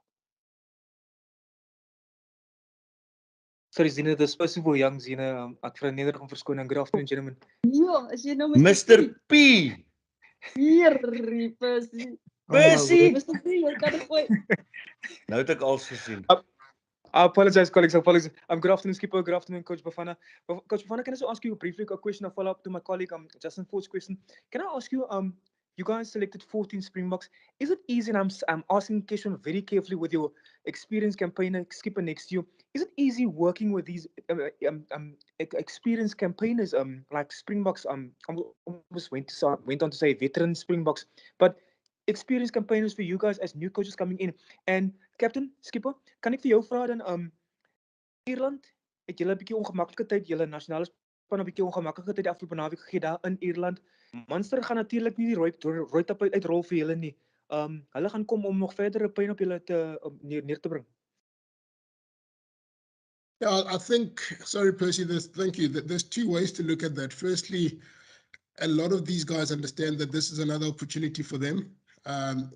And as Thomas has mentioned, it's a great chance for them to show what they're capable of doing and, showing form to the Springbok coaches. And Mzwandile has made it very clear to them that, this is an opportunity to knock down the door. They need to make it very difficult for them, Springbok coaching staff and selectors in terms of how they perform. The one thing from an attitude point of view, it's been phenomenal. I really can't laud and applaud Thomas and the rest of the guys enough. They've come in, they've been accepting of the, everyone, whether it's the guys that are in the environment for the first time. But the other thing that's been amazing about them is that they've gone above and beyond to take in the information that we've shared with them. I think everyone understands that if we're going to be successful tomorrow and going into Bristol, we all need to work together. We're not trying to reinvent the wheel. Obviously, we're putting our own flavor and our own personalities to the work, but it's not about us trying to show these guys, to do too many fancy things with that. So from that perspective, it's been quite easy because they know what the plan is. We trust them as individuals. We want them to play their best rugby. So we're not going to cloud them with too much detail. But the players' attitude from Monday's training, Tuesday's training, and even to that captains, they've been nothing but great. I'll need to applaud them for that. Moet ek my Afrikaans antwoord of Engels? Asseblief kaptein, Afrikaans asseblief. Afrikaans, okay. Ja, jy is 100% reg. Kyk, Munster gaan nie net omrol en vir ons die game gee nie. Ek dink met die hoeveelheid spelers, kyk, hulle het ook 'n hele paar internasionale ouens daarso. So dis dit gaan 'n regtig baie goeie stryd wees waarvoor ons baie opgewonde is. Maar soos wat ek vir Munster ken en ek die natuurlike geskiedenis agter hierdie plek, dink ek nie dit gaan 'n enigstens 'n maklike wedstryd wees vir ons nie. Al het albei spanne baie goed voorberei. Daar was net 'n paar dae vir ons om regtig goed voor te berei en te gel as 'n span. Dis natuurlik iets wat hulle reg gekry het nou al oor die afgelope paar wedstryde en natuurlik afgelope paar jaar met die squad wat hulle bymekaar het. So jy weet, ons is glad nie naïef genoeg om te dink dat hulle net hierdie wedstryd vir ons gaan gee nie. Ons weet wat die tradisie is, ons weet wat dit beteken vir hulle en ons weet hulle gaan uitkom met alles wat hulle het. So ja, hulle gaan definitief wil ek dink hulle gaan baie voordeel daai trek dat in 'n goeie grond wees, jy weet, want as gevolg van laasweek in die wedstryd wat Ierland gewen het teen ons, maar jy weet, dis 'n nuwe game, dis 'n nuwe span, dis alles is nuut. So jy weet, ons is ook reg en goed voorberei. So ons is baie opgewonde daarvoor. Ons het 'n laaste Okay. Okay, Mr. Ja, maar Dean, sien ek vra net terug verskoning. Thomas, ek vra net weer eens 'n opvolg met my kollega Justin Ford gevra het. Dit moes seker 'n voorreg vandag gewees het om hy spanfoto te geneem met saam die span en as leer daar langs in jou leers te sit en saam met al die ervare spelers te sit. Hoe lekker of hoe moeilik was dit geweest vir jou om self saam met baie van die ervare spelers te werk hierdie paar dae? Kyk, is 'n absolute voorreg vir my om saam met hierdie spelers te wees en veral as om my C langs jou naam te hê as kaptein te vat en jy weet, soos ek vroeër gesê het, vir my is dit een van die grootste voorregte wat 'n rugby speler kan kry is om so 'n span te lei. Maar ek is baie ek moet sê ek is baie dankbaar vir die hoeveelheid spelers in hierdie span wat regtig jy weet hierdie leierskaprolle speel in hulle unies. So ek is definitief nie alleen nie en dit maak my werk so klein bietjie makliker. En jy weet, veral met die voorbereiding hierdie week, dit is onmoontlik vir een persoon om voortou te vat wanneer dit kom by al die aspekte van die wedstryd. So elke ou het regtig sy individuele rol baie goed aanvaar en gelei en gedruk, jy weet, met al die ander spelers wat relatief nuut is tot hierdie stelsel. So ek is baie bevoorreg om sulke ouens in hierdie groep te hê. So ja, dit maak my werk definitief baie makliker.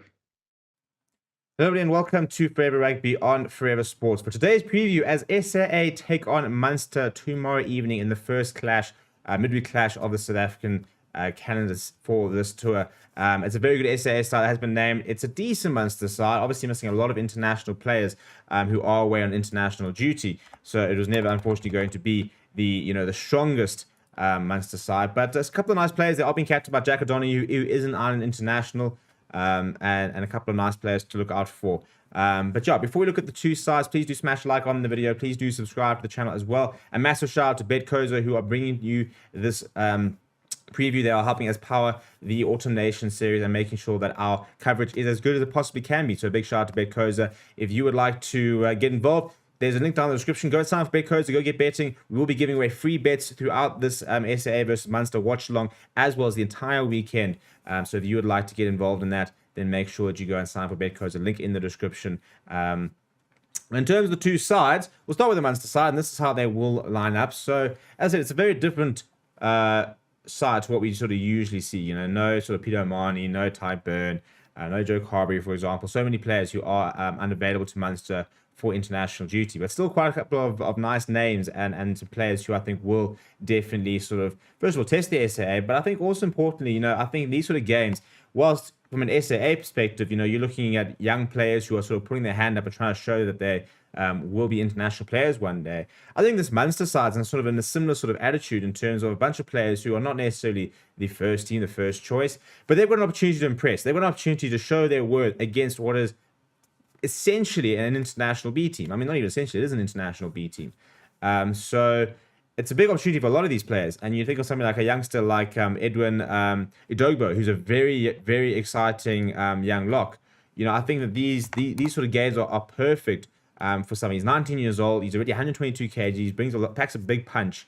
Somebody like that, for example, has a perfect opportunity to really go out and impress.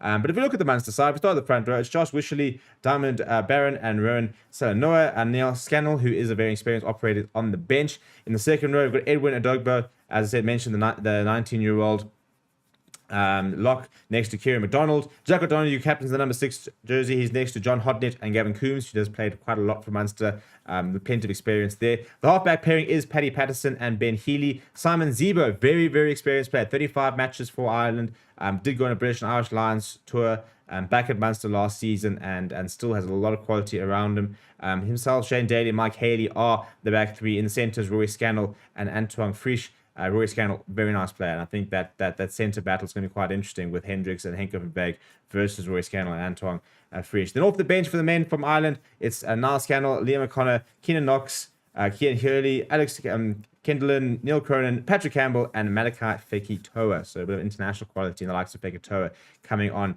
in the second half. If we look at how the South Africans will line up, this is the starting 15 for the South Africa A. That will be captained by Thomas Toy in the front row, alongside Intutuko Ngunu and Joseph Dweba, who are both internationally capped. Intutuko Ngunu making his debut earlier this year. Joseph Dweba kind of falling out of favor within the box squad. So a massive opportunity for him to put his hand up to show that he still is international quality and that he still could be in the World Cup plans. Jason Jenkins back in the Springbok fold will get an opportunity to impress in the South Africa A and might be able to sort of find his way into a potential team for the Springboks in the next week or two.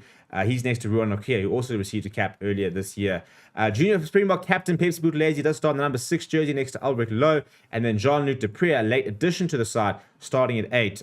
Usually see Dan Dupree at 8, so interesting that they have gone with Jean-Luc in the number 8 jersey. You've then got Herschel Yankees next to Jan Goosen, both players who I think are part of World Cup plans, but need to prove themselves. I think Herschel Yankees has sort of fallen down the wayside, needs to get himself back to the levels that got him involved in the 2019 World Cup winning squad. Jan Goosen, it's a matter of proving fitness and form. We know what he can do on his day when he's really at it, but when he's not there, and also obviously injury issues, there's still a lot of question marks around him. So he needs to get through 80 minutes, probably more importantly than his actual performance. The back three of Leland Zas, Simon Hartzenberg, Apele Fassi are very exciting players. Hartzenberg, obviously very young, very much a player for the future. I think Leland Zas, Apele Fassi are two players who are on Springbok radar. Leland Zas, for me, had a phenomenal season last season, and I do think that he is somebody who could very well be in Springbok plans moving forward. In the centers, Cornel Hendricks, all the experienced Cornel Hendricks next to the young Henk Overbeek, who's kind of taking rugby by storm at the moment. A lot of people calling him for being part of the Springbok squad, let alone the SAA squad. And then off the bench, a very exciting young front row, Namja Hugo Fentas and Pierre Mantanzima Sazi Sandi, Dan Dupree, Sikamboza Noche covering the rest of the forwards. Then you've got Grant Williams, Nere Nahamba, and Gianni Lombard. So two Lions players in there, Nahamba and Lombard. And Senator Nahamba being listed as utility back who can sort of cover 9 and 10. So quite interesting to see that. I think that's kind of sort of necessitated by the injury to Sasha Feinberg and Gomazulu, which has ruled him out for this weekend. I think Johnny Lombard is a very big name to watch in that bench, because as somebody who really is an out-and-out utility player, can play at 10, can play at 15, can play at centre, I think he could be somebody that could be quite important to the Springbok plans moving forward. But yeah, let me know what you think of the two teams. Let me know what your score predictions are down in the comments below. We will be live for this match tomorrow evening. It's already been scheduled, so you can go and turn your notification on so you get a notification as soon as we go live with our coverage of this SAA versus Munster game. It should be a lot of fun, and I'm really looking forward to it. And as always, thank you very much for watching. My name is Stephen. I'll chat to you soon. Hello, everybody, and welcome to Forever Rugby on Forever Sports. We are live. It is a Thursday evening, and we are just 40 minutes away, or just under 40 minutes away from the first SAA match of the year, funny enough. And it should be an absolute crack. We are going to be watching SAA versus Munster. They are in Cork this evening. It should be a really fun game, actually. Very excited for it. And yeah, I think it's. I mean, I'm a big fan of the SAA concept, and I think that we don't get to, we don't get to see it enough. And I think that personally, from my point of view, I would love to see the SAA play more. because it's such an amazing opportunity for players who are fringe box and kind of around there, but not really getting the opportunity to get a chance. So that's what we're doing tonight. But welcome everybody. Please do start smashing the like button. We're sitting on 81 likes, not really good enough. Got to get to 100 people. So especially seeing as we have just hit 21,000 subscribers, everybody. I need to pop some champagne or something, which is really, really cool. So a big shout out to everybody for helping us get to the 25,000 subscribers, which is a pretty big moment for us, and hopefully it's the start of the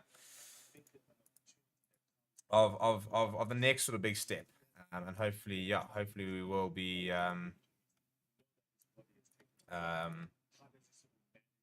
hopefully we're getting up to about 25,000 by the end of the Autumn Nation series, which is what sort of the big goal is. So you never know, maybe we can get sort of 21,000, a couple of hundred tonight. But very big shout out to everybody who is supporting the channel and stuff like that. Speaking of supporting channel, a big shout out to ExpressVPN as well as Betcozo, who are powering the stream and our entire Autumn Nation series coverage. They are making your experience that much better when watching and consuming the Autumn Nation series. Now, there's two things. First of all, ExpressVPN are clutching up, and they are making it easier than ever for you to go and watch this match. So, for those people, because a lot of people are asking, the instructions are in the comments. But if you are looking to watch the match, check the description out. Go and get ExpressVPN. You go and sign up for it. You can get yourself an extra 3 months free if you sign up for a 12-month version, for example. And I really recommend you do that because, we do videos every single week in terms of how to watch games and stuff like that. A big shout out to ExpressVPN. So what you're gonna do is you're gonna download it, and then you're gonna connect to a UK or an Ireland server, for example. And then there's a link in the description that takes you straight to the Media Sport 2 player, and you'll be able to watch the action. That's all you've got to do. You don't have to sign up for Virgin Sport. You don't have to put in any credit card deals for Virgin Sport. That's literally just a page. So once you've got ExpressVPN, you open it up, you connect to an Irish or a UK server, for example, go straight to Virgin Media Sport, and you are for away. So it's easier than ever to watch this game. So if you're looking how to watch the game, that is how you can do it. And if you go and do that, for example, you then be able to watch all the Autumn Nation series games this weekend using an Amazon Prime free trial, which will include all the Autumn Nation series matches for the rest of the Autumn Nations series. So how are we feeling, people? What are we chatting about now? The second person that we need to talk about, the partner, is Betcozo. Now, I want to know what your score predictions are. We've got plenty of time to talk about exactly how this game is going to go, and what it's going to be. And so the big question is, you got to put your neck on the line here, and Betcozo are going to give you guys free bets.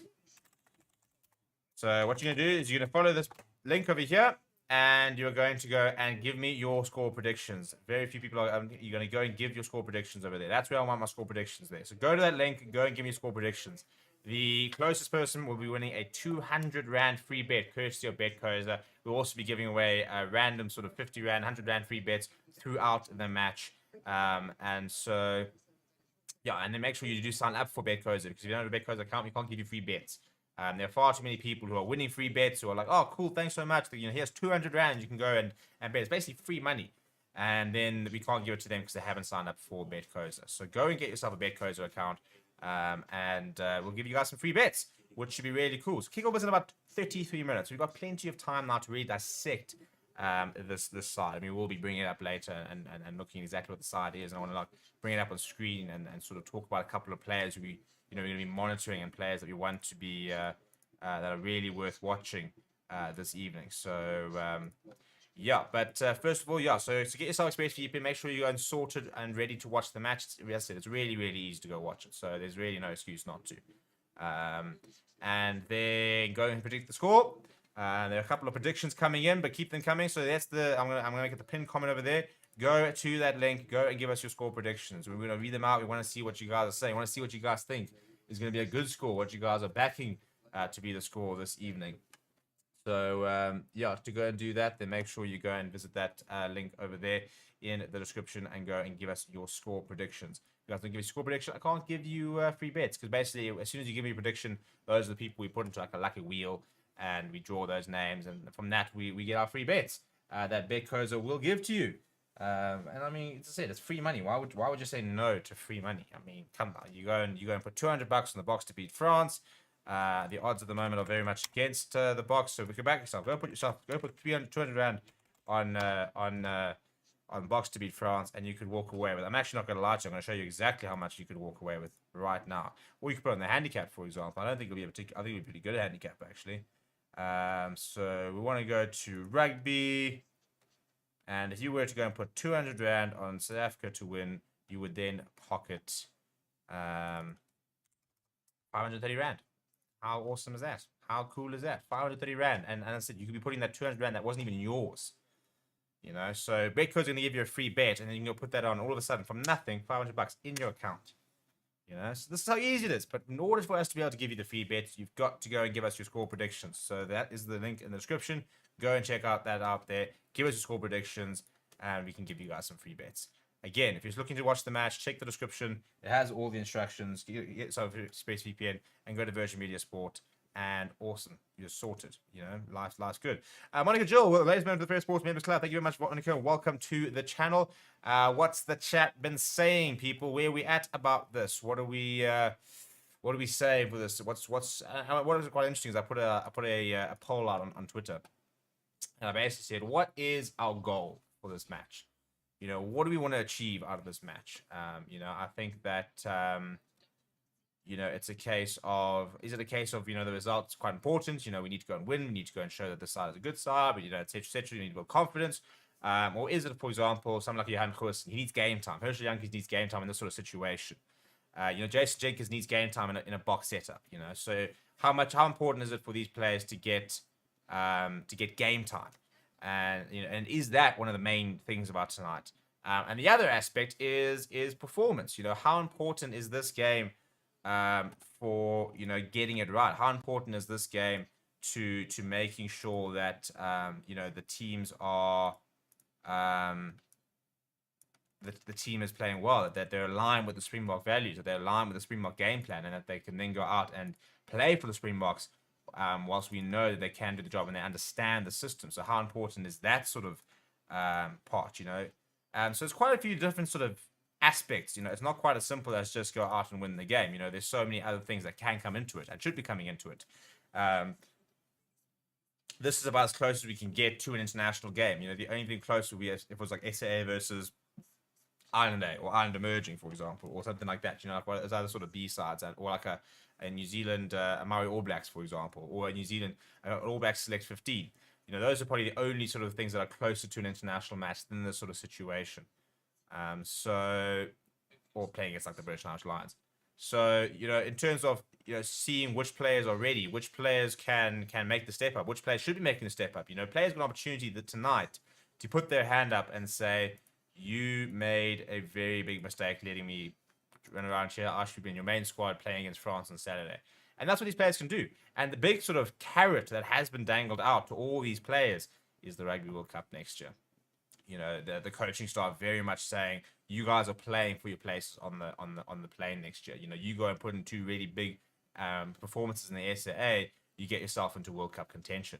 And that's a massive part of I think what a lot of these players will be out there to look for. You know, players like Johan Khoes, who I don't think he's ever actually played in a World Cup.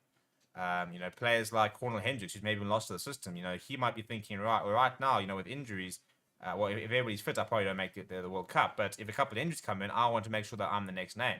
Thomas du Toit, for example, who is a World Cup winner, but still finds himself on sort of the fringes of box setup. He might be sitting there saying, right, this is my time to sort of continue my form from URC and say, listen, Oaks, I should be backed as one of the 23. It was in the 23. Yeah,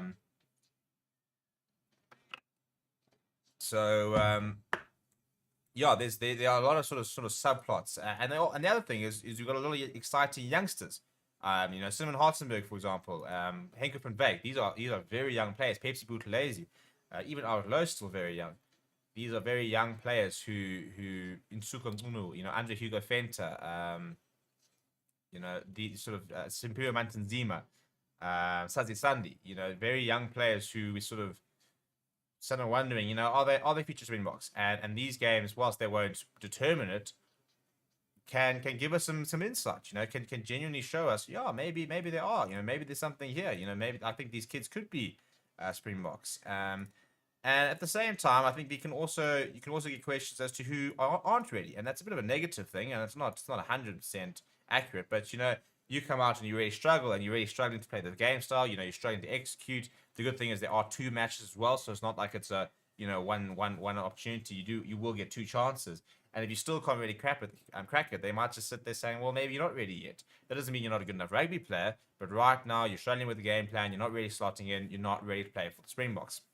So there's quite a lot of different sort of aspects which I think will sort of feed into this game, and that's why I was very interested to sort of see what people are thinking and what people's approach. As I said, as a Bok fan, is it going to be a massive travesty if we lose, or are you sitting there saying we're building depth? It's not that deep, it's not that important. Yes, maybe we lost, but so what? As long as there's a good performance, for example, then we'll take it. They are currently arriving at the stadium. For me, there's a couple of players who have fallen on the wayside who are being given a lifeline. Joseph Dweba, Apelele Fassi, Herschel Yankees. These are players who have fallen out of the box squad. These are Springbok players who have fallen out of the box squad. And I think these are players who were in World Cup plans. They've fallen out of the box squad. They now need to get themselves back into the box squad. So I think those are sort of the players who are under pressure. And I think they fell out of the box squad because they weren't good enough. Somebody like Thomas Latoy, for example, I think finds himself in an SAA squad largely because there's such good depth at tight end, for example, and he's just there's so many options there. Whereas I think Apelele Fassi, Herschel Yankees, Joseph Dweba, they've been dropped. Is the very blunt way of saying it. They have been dropped. So they need to step up, and they need to remind the Bok coaches what they bring, what their qualities are, and the fact that they still have these qualities. They're not bad rugby players. They might just be out of form, but you've got to be able to prove that you can bring yourself back out of a slump, and that you're still good enough, and that it wasn't just maybe because people, something like Herschel Yankees who burst into the scene was so good, and now it's sort of dropped back a little bit. Maybe now there's a bit of a worry, like, is he that good, or was he just on form? Did he just have a really good 12 months and he's actually can't perform at that level consistently? He's got to go out there and say, don't be stupid. Of course I can. This was a bit of a slump, but I am, the whole thing about, form being temporary, but class being permanent. He needs to go out and show that he has the class and the temperament, the ability and the consistency to play at this level for the highest level. Going through some of the comments, Musa Bar saying South Africans don't watch. No one cares about New Zealand rugby. Actually, I'm talking about a previous conversation there. Denzel saying SAA halfback Perry need to have a big game if they want to go to France next year. 100% agree. Sparrow saying who has a point to prove today? Yeah, so I think those 3 games that I listed. I think Joseph Dweba, Herschel Yankees, Apelele Fassi, those are players who were part of the Springbok plans and now fallen out of it. I think that Johan Goosen needs to have a big game if he wants to jump on a plane. Elder Sharpshooter saying just play basic rugby. I only want to see good work rate and good execution in technical areas like defensive reading, scrums, and mauls. Rose says the only way I see Joseph Dweba in the rugby club plans is if he buys a ticket to the matches. Well, again, that's he's got this opportunity. He needs to prove that he can still play. I think right now he's lost. I don't think he is going to the World Cup right now. I don't think he deserves to right now. And I'm a big Joseph Dweba fan. I do think that he will be a very good Springbok, but he's really struggled. But if he goes and puts in a man of the match performance, he doesn't jump straight back into the plans, but it's a reminder. It's like, don't give up on me. It's like, there's something here worth investing in. Like, I can do this. I've had a slow start. I understand I haven't been that great. I understand I'm struggling, but, there's something here worth working with. And that's what these players have got the opportunity to do. So hopefully a lot of these players really grab that opportunity this tonight and they take about 2 hats. And I think the important thing, you cannot take Munster for granted. You cannot go into this game and think we're playing against a provincial side and they don't know they're international players, therefore they're going to be bad. What this Munster team has that this SAA side doesn't is, in theory, chemistry. In theory, they've got knowledge of the systems. They're playing with players that they play in week in, week out, that they train with. So they've got a game plan. They've got a style of play that they know and they trust and they know each other. And in terms of how important that is, well, look at the Lions. The Lions are a team without any current international players, but trust each other. have a game plan and they execute it very well. So this Munster side, whilst it's not the best Munster side, you don't have Peter O'Mahony, you don't have Ty Burn, you don't have lots of sort of some of the Irish players who are away. Back yourselves, I think they will. I think they'll sit there saying, listen, we've got, because I think as a Munster player, you've got an absolute freedom tonight. It is a no lose, only win situation. Because as a Munster player coming out, you're not expected to win. You're playing against basically a Springbok B team, so you're not expected to win. However, Jack O'Donoghue, for example, who is somebody who I think could be part of the Irish squad. I don't think too many people would blink. He puts a man of the match performance against the next best thing to a Springbok side. You sit there going, shit, maybe he needs to be part of the international side. So I think these Munster players, and not even the international side, a lot of these Munster players, given the fact that so many players are away, are kind of fringe players. Some of these players are fringe players or players who are new to the club or young players coming through. I think Edwin Edogbo, a phenomenal player. I think he's very exciting, very big physical lock. They've got the opportunity to put their hand up and say, we are ready for this level. Even when these internationals come back, yeah, cool. Peter O'Mahony, you're obviously going to put him back in as a captain. But just remember what I was doing while he was away. Just remember that I reckon I can run around with the best of them. That's what they've got to play for tonight. So there's a lot on the line for a lot of players, despite this being a friendly, for example, or whatever. I think it's anything but. But I think it's going to be. I think that's sort of it's all the various different small narratives which make this game so much more important than just run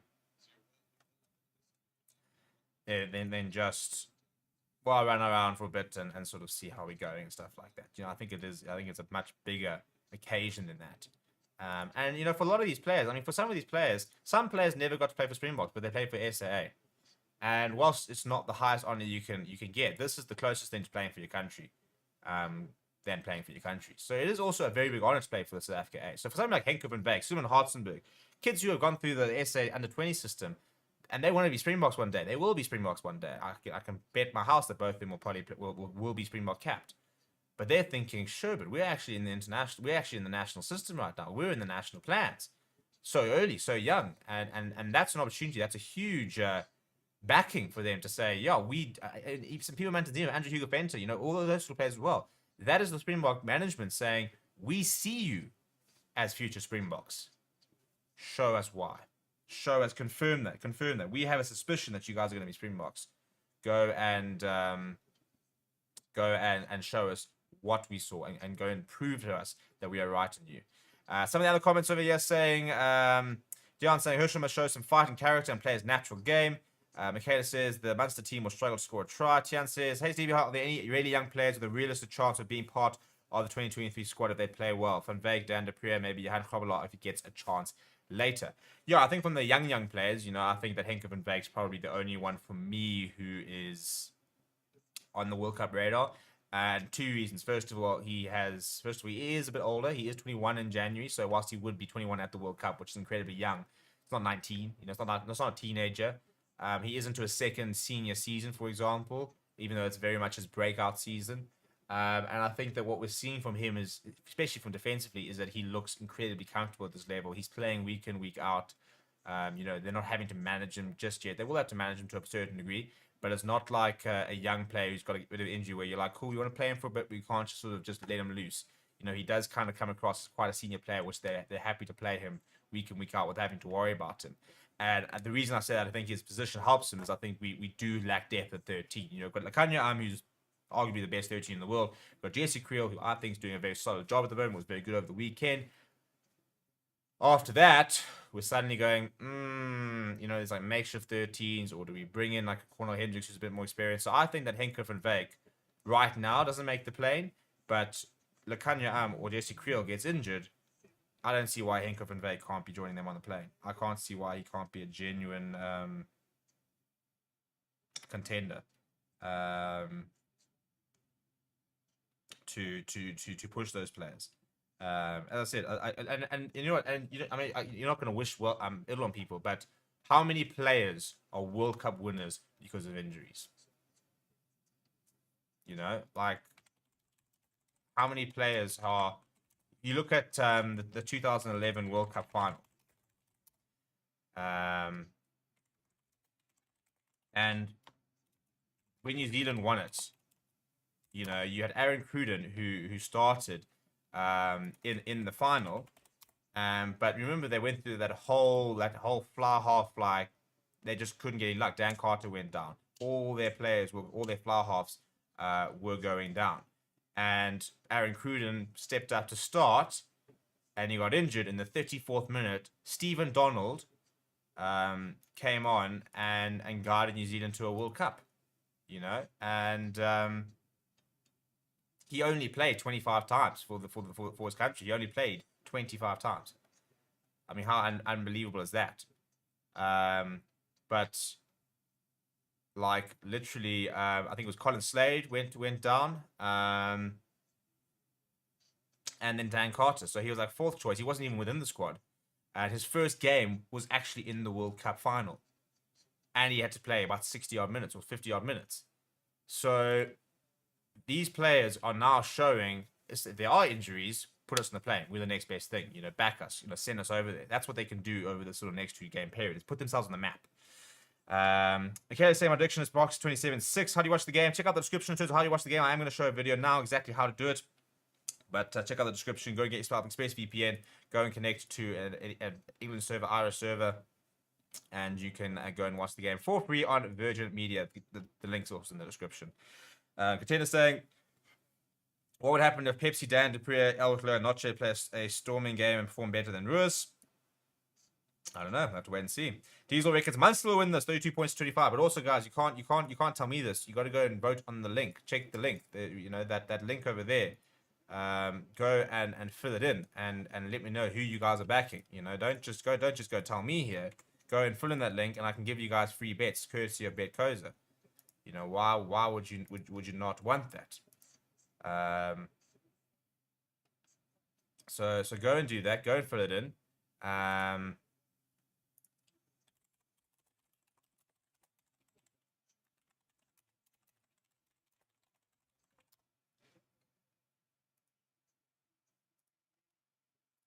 And yeah, then we'll give you guys free bets. Tian van den Berg say, yeah, just hope if SAA lose, Nick Malik can talk about something other than the ref. Should take punishment lessons from Skalk. Yeah, Skalk the GOAT. Tian saying, sad that Fenter isn't here. The kid is a future Bok. Yeah, he'll get there. There are just a bucket load of loose forwards out there. Crusaders would whip both of them on the same night back to back. Well, bring them over and we'll find out.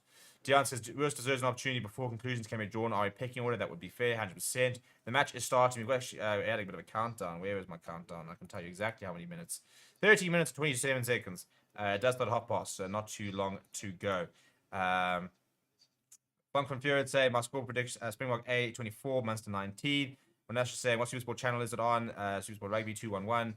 And if you don't have Supersport, check out the description and you can watch the game for free on Virgin Media Sport through the use of a VPN.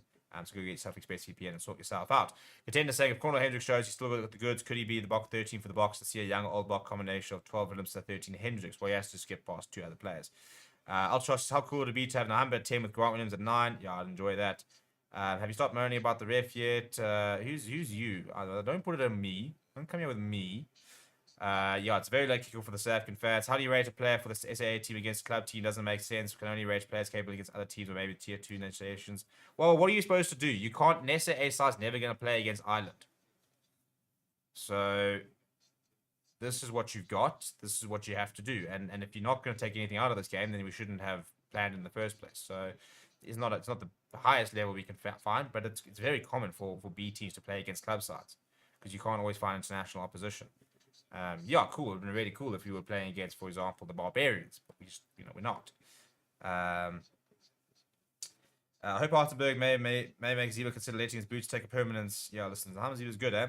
Yeah, game starts about 15 minutes. And yeah, so a lot of people are asking me how to watch the game, so we're gonna go through to the guide, so you can go and see exactly how to do it. You're gonna get ExpressVPN, you're gonna go to Virgin Media Sport. But if you have any, still have struggling, this is exactly how you can do it.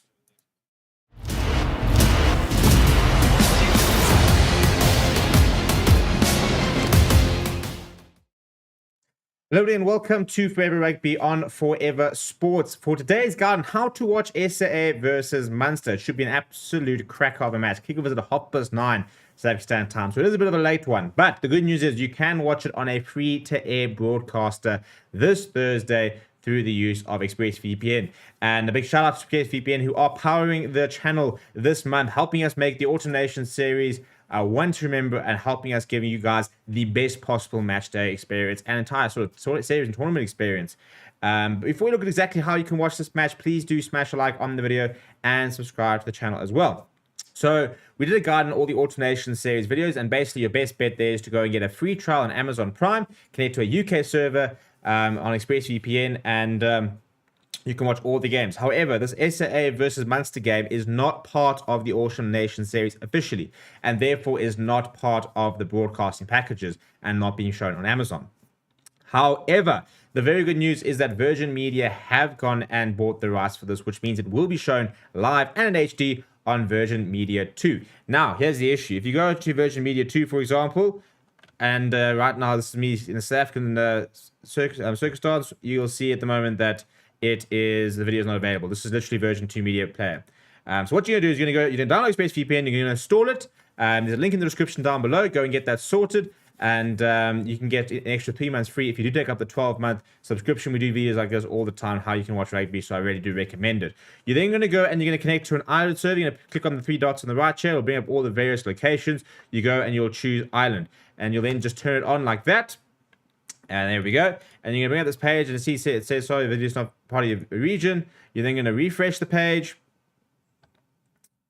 And all of a sudden, because you are now connected to a Irish Spring, bang, there it is, and it's working. It's literally that easy. So you literally download ExpressVPN, you connect to an Ireland server, you click on the link in the description, no sign up, no credit card details, whatever needed for Virgin Media, and you can watch the match as easy as that. So it doesn't get any easier. If you have any questions, let me know down in the description below, or in the comments below rather, but the entire guide is in the description. It's super, super easy, so no excuse not to be able to watch the match. And I'll hopefully see you guys all on the watch along. Please do keep safe, please do keep well. Thank you very much for watching. My name is Steven. I'll chat to you soon.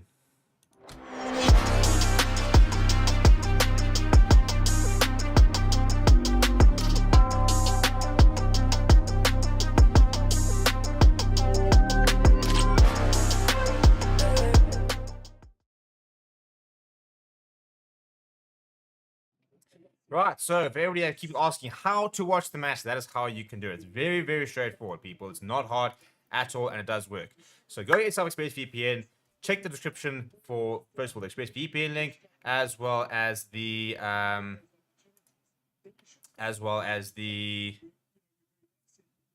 link to actually watch the match on Virgin Media Sport. So it's very, very easy.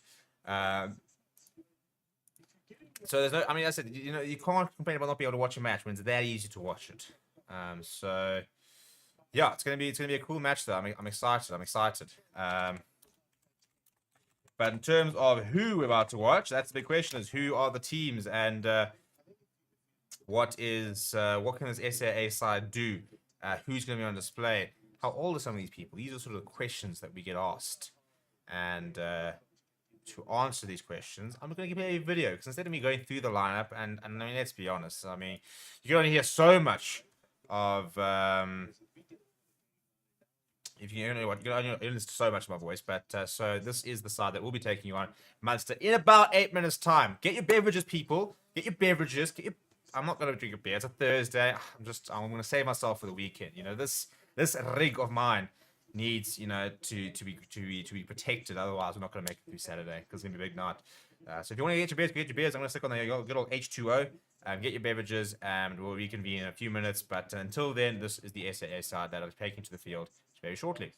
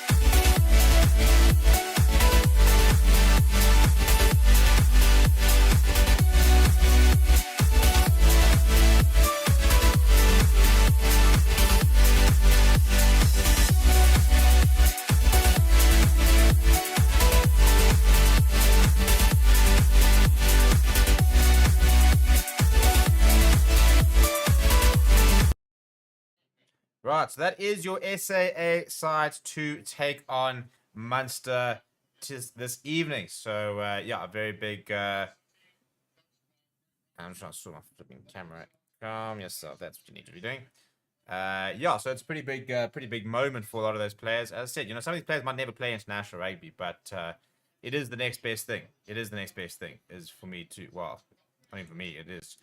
If you never play for your country, you play for the A team. It's like playing for the second team at school. It's you were the next best thing. But so it is a big game. And I think especially for the youngsters, it's a very big backing for them to be believed in and for them to say, you guys are the next generation, and we think you guys can do a job. Therefore, we are backing you.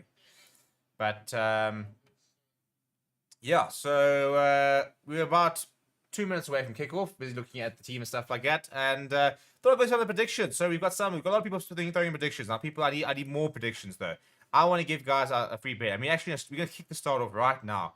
I'm gonna bring up my wheel of fortune, and I'm gonna put all the people who are who have put in the predictions. And the wheel of fortune is currently spinning. We're going to be giving away a 100 Rand free bet. That's what we're going to be doing right now. Before we even kick off, we're going to give away a 100 Rand free bet to Ken. Right, Ken, if you're still out there in the comments, congratulations. You have won a 100 Rand free bet courtesy of BetCoza. In order to be able to redeem that or have that loaded, you do need to have a BetCoza account. A lot of people are asking for how to watch the game. People check the description. I can't show any footage, but I can show you exactly how you can watch the game. And it's really easy. Very, very easy. Far easier than like any other gamers to watch. So you download ExpressVPN, you connect to an island server, you click on the link's description, you enjoy the match. It's literally that easy. It's that easy. So that's all you got to do. So yeah, don't come crying here when you say that you don't know how to watch the match. It's there. It's there. I've told you how to do it. It works. It's very straightforward. So that's how you can watch the game. Check out the description. Our SAA buggers are on the field, and we now wait to see Munster coming on over here.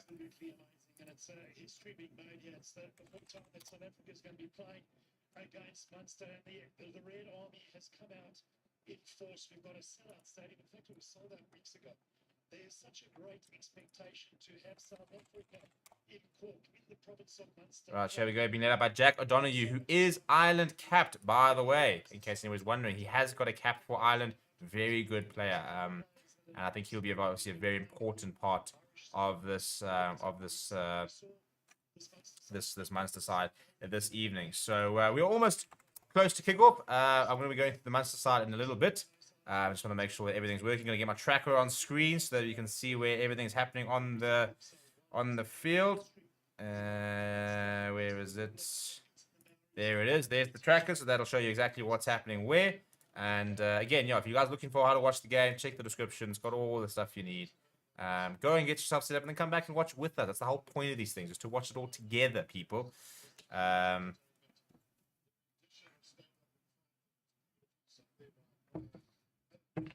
So, yeah. So in terms of the Munster side, I'm going to go through it a little bit.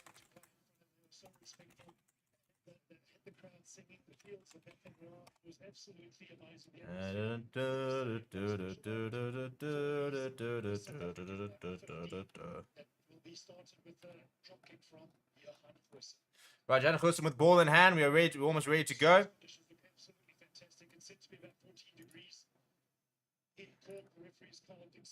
We are in Cork. Usually Munster play their rugby in Limerick, but they are in Cork tonight. Jan Hussen with ball in hand. The SAA will be playing right to left. Come on, the lads. Come on, the lads. Have a good game here, people. Last chance to get those predictions into that BetCoza prediction side. I'm seeing a couple more predictions coming in. We'll be giving away a lot of free bets over the game. We have got kickoff. And the first tackle of the day comes from... It's a good question. He's at the bottom of the ruck, and he crawls out, and it is Ulrich Lowe who makes the first contribution from an SAA side. Now we've got... so the Paddy Patterson, who kicks long, looking for touch here, or is not looking for touch actually. First touch for Apple Lefassi. Goes inside to Johan Goosen. Johan Goosen looking to run himself. Is brought down just shy of the halfway line. Herschel Yankees looking for quick feed. Does go to Jean-Luc Dupré. starting in the number 8 jersey. Does get the ball out to Ruan Nokia. Ruan Nokia decided to put his head down, managed to get in between two players, making a few yards. Herschel Yankees. Now they'll look to the box kick. As I expect to see most of the same sort of tactics from the Springbok side in this SAA side. So Herschel Yankees will lift this high in the air. It's being chased hard by Leon Zas. A late call up to the SAA side after that injury. And the ball's been kept alive to Paddy Patterson, who does return the favour. It was a good chase by Leon Zas, putting on a lot of pressure. Apele Fassi is coming back. Does make a good take. Looking to run himself now. Bring out that left boot. Returns the favour, but that will go into touch. That's a terrible, terrible, terrible kick from Apele Fassi. You talk about players who are under a little bit of pressure and need to put their hands up tonight. He is very much one of them, and that's not a good start. It was good enough. See, a nice chase initially from Herschel Yankees. It was a good competition in the air from Hotzenberg, and he was balanced on touch, but did manage to get the offload away. And Apele Fassi has not started this game particularly well with that kick.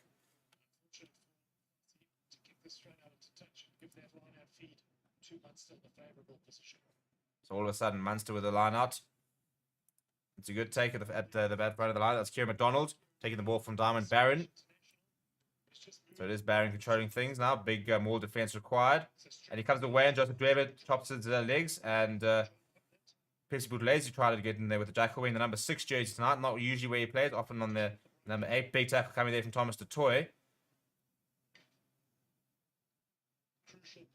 Now inside ball, good work there. Well read though by Jason Jenkins, his first contribution. Now running the lines here. Hickman Beck comes to the line, makes the tackle. And they're running the hands here. And Shane Daly's got space. Shane Daly is over. Well, that is a dreadful, dreadful, dreadful start for the SAA. The first time Munster go wide, they ran the hands, and Shane Daly has gone over in the corner. Well. That's if that's not a wake call, I don't know what is. I'm trying to work out who that defender is there in the middle there. I think that's Leon Zas or Sullivan Hartzenberg, who I think is kind of his line. Hickman Veek was in the verse of making the tackle. So whoever's on the outside there.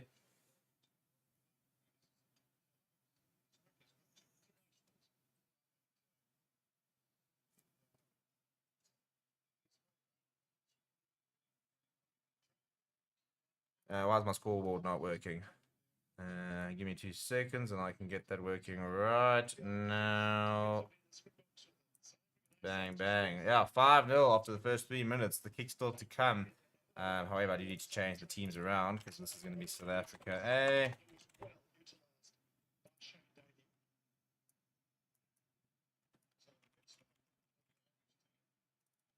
And this is going to be Munster. Right, so good start. Conversion still to come. Not Munster. Had all that time in the world, and then things start, and then things just don't work, isn't it? It's so typical, isn't it? Right, so good start from Munster. Not a good start from the SAA side, who are on the back foot already. And there is the tracker as well. We're not set up at least from our side. That's a fantastic kick. Good kick here from Ben Healy in the number 10 jersey tonight for Leicester for Munster.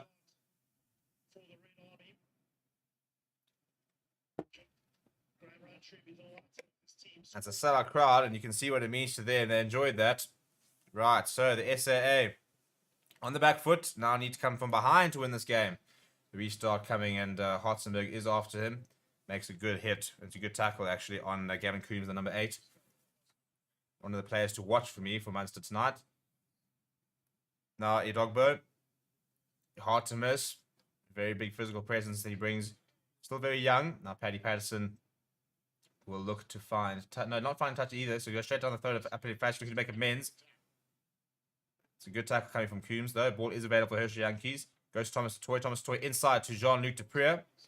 Surprise call up for the SAA side. Quick ball here for Herschel Yankees to Jan Goosen. Jan Goosen going to Cornel Hendricks. Cornel Hendricks long to Leon Zas. I'm inside. Leon Zas carrying it up towards the 10-meter line. Hickman Veek finding himself on the wing there. Interesting variation from the SAA. Now going to Tukum Tunu, who breaks the break, pops it up to Jason Jenkins. It is a knock-on advantage, though. I wonder if there's not a high tackle advantage for that tackle coming from Tunu. Now sees a bit of space in behind. Leon Zas has been turned, and Munster will peg the box back inside their own half. A little bit rusty so far, a little bit poor. I mean, that offload from Tukum Tunu was a nice idea, Jason Jenkins. Not quite going to hand.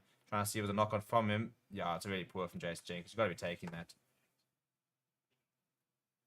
A nervy start, I think, is what I would describe this. And then you can see all the spaces behind. Ben Healy saying, thank you very much. Leland Zass is up. I'm seeing space in behind there. I'd probably go in for the 50-22 almost. But more to the point, from a territory point in there, it's a good net gain there for Munster. And Joseph Dweb will have his first line out of the game. And he goes to Ruan Nokia. No issues there. That'll give him a world of good. It's his biggest problem. If with Joseph Dweb as a line out there. So nice to get a first start. Looking a good looking maul as well, which has made quite a few meters here. Now he gives it to Herschel Yankees. Herschel Yankees goes to Cornel Hendricks. He's got support from Jean-Luc Dupree. Now looking to go down the blind side again. Herschel goes back to Tukantunu.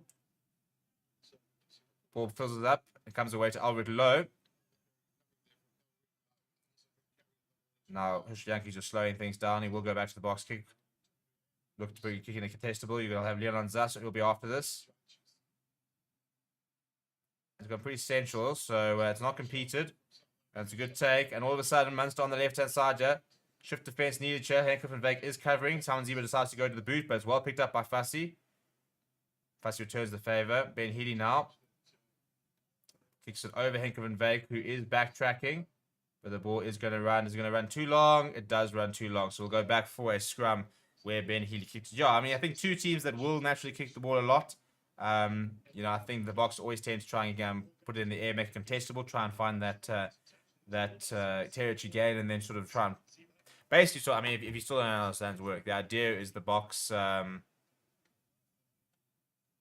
basically kick high, try and compete, and if they win back, it's sort of it's disruptive possession, sort of play within whilst teams are still sort of regathering stuff. So it will be the first scrum of the day. Intuku Mtunu will be up against Roman Salanoia, and Josh Wishley will have Thomas Toy for company at scrum time here. Here's our SAA management. Fun and Clerco, a very interesting coach who is the under-20 coach at the moment. They play a fantastic brand of rugby. So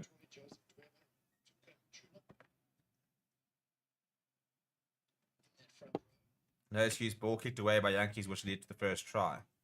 I mean, first you put it out, which see the line out, which gave them the possession, but yeah. And yeah, again, if you're still looking to watch the game, check the description. It's got all the links in there. You download Space VPN, you can go and then watch it on Virgin Media Sport for free. It's very straightforward, very easy. So that's how you can watch the game over there. Right, big scrum. Yeah, looks like quite a lot of wind based on the players' jerseys there. And it's a free kick for South Africa, or South Africa A rather. Do they have a scrum here, or they? Well, I think you might as well scrum. Yeah, Thomas Toy being the tight head captain he is, does say we'll have another scrum.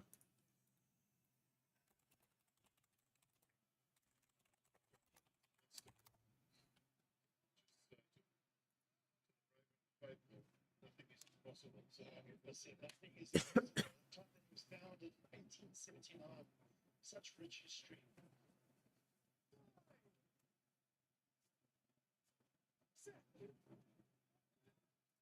Right, we do have a scrum here. Bit of pressure coming in. Yeah, penalty advantage here. Herschel Yankees goes to corner, hedges the first receiver, goes to young person wrapping around. Long pass out to Fassi, puts onto the left boot for Leon Zass to chase.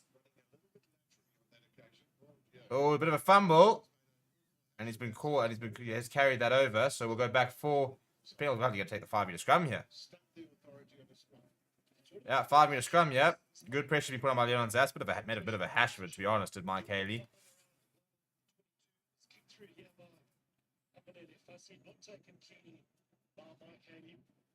Yeah, Haley just makes a complete hash of that. Eventually gets it over. It does carry it over the 5-meter line, so it will be a 5-meter scrum.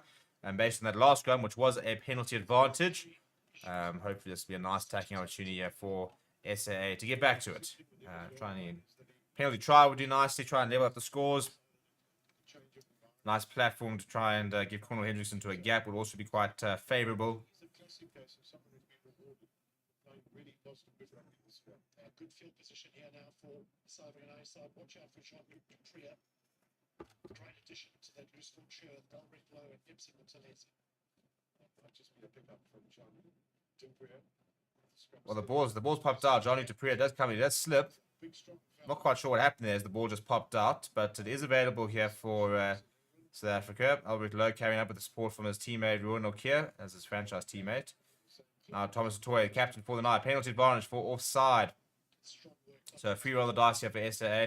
Jean-Luc Prier once again. He's carried quite a lot so far this evening. Herschel Yankees goes to Ruan Okia. Two players closing up the gap there, but a good gain line advantage. And the interception comes back.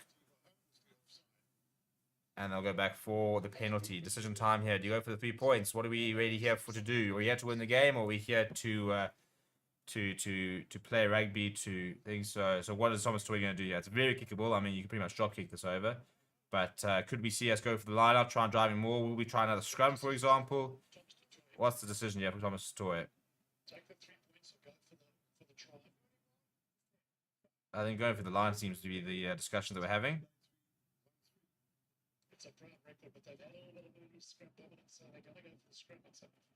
Yeah, they're going to go for the scrum. Getting offside, they weren't behind the last man's feet. David Barron in particular, the hooker. He was one of the men that was out here with the emerging Irish side who played so well. That's what to say. Competition, return the challenge. So it's a scrum just left of the poles here. So it's a fantastic opportunity for South Africa.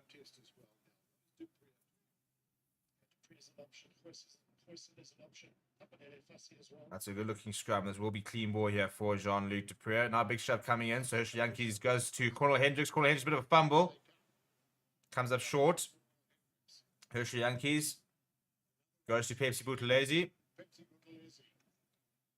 Yankees, the good pick up there from Tsuko Tunu. It looks like a penalty advantage for South Africa for offside once again. Ruan Okia now coming in, pick up and go. Not sure that was the best option, and this will be slow ball now to Herschel Yankees.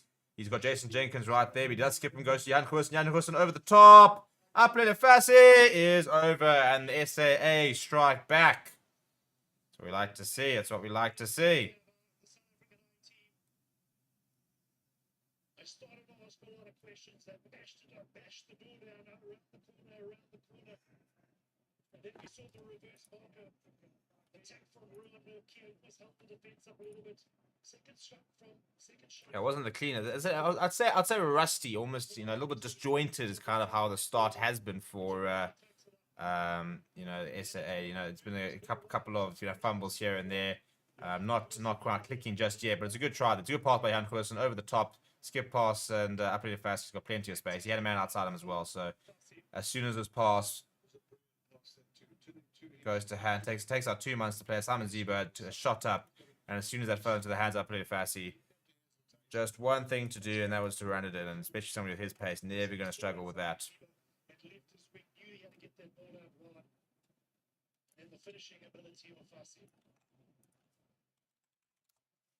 All right, Jan Hussen, first kick of the match.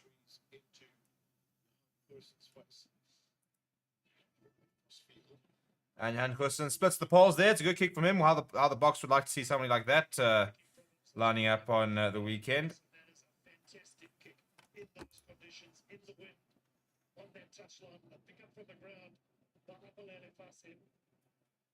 Look what it means for Fana Ntleko. Huge celebrations there coming from him. Future Springbok coach, potentially, but Fana Ntleko, very highly rated. He's got that junior box playing such nice rugby.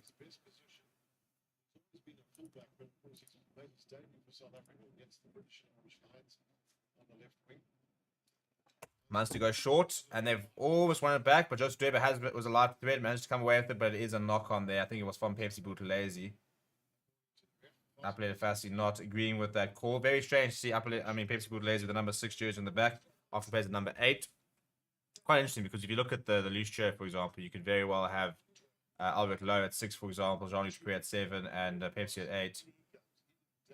Yeah, so it was a touch on Pepsi Buthelezi. It's the right call from the referee. The first touch came from Munster, and then popped off of Pepsi Buthelezi before Joseph Dweber snatched it up. So it is the right call. It will be another scrum, but not the worst thing for South Africa. The scrums haven't been terrible so far, so another opportunity here, but this time it will be an attacking scrum for Munster, who are in the centre of the park, just past the 10-metre line. South Africa showing some strength in scrum time. And a penalty to South Africa. So there we go. The scrum dominance does continue. I think it's Ntuko Ngunu who has won that. Big tight head for Munster, 123 kgs. Ball in away, yep. It's the defensive lines in American football. Well, we've not found touch. We've not found touch. So it's not the best. I mean, how often do we see this? Now the ball's popped up. A bit of pressure for Munster. And Haley's come away with it. No advantage rolling there, so we'll go back for the knock-on, I think it is. Knock-on, so scrum on the halfway line.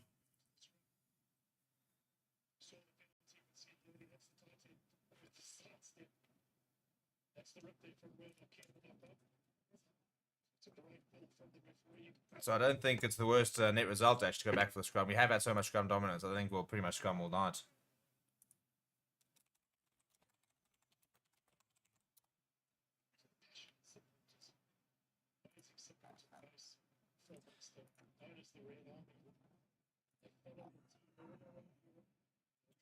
So you're looking at the coaches and trying to wonder who is who. Viander Priya is next to Bafana and Clerco. John Ricardo is over there. He's our defense coach. And John Stick is the head coach for this evening. They go down the blind side here. Two months chip over the head of Zas, and Hershey Yankees gets back. But he's lost possession, which would be forward and it's not. It's actually very messy here.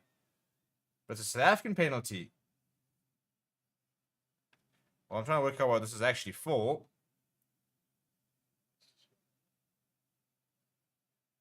Okay, it will be a Munster scrum. I was about to say there was a knock on initially, so good covering there from the Hershey Yankees before, but that's just knocking the ball, and it was good pace being shown because Leland Zas had been turned. I think he had the pace to get back.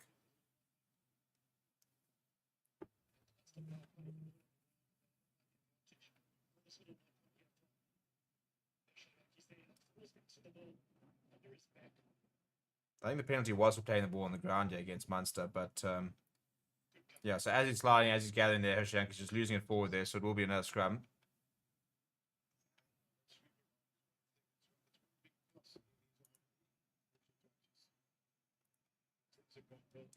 Right, another scrum. Game's kind of deteriorated in the last 5 minutes. We've had kind of back-to-back scrums throughout the match, but it does look like tricky conditions over there. In a Cork, sold-out crowd, and another penalty to South Africa. So Munster really struggling at scrum time. If they don't fix this, it's going to be a very long day for that front row.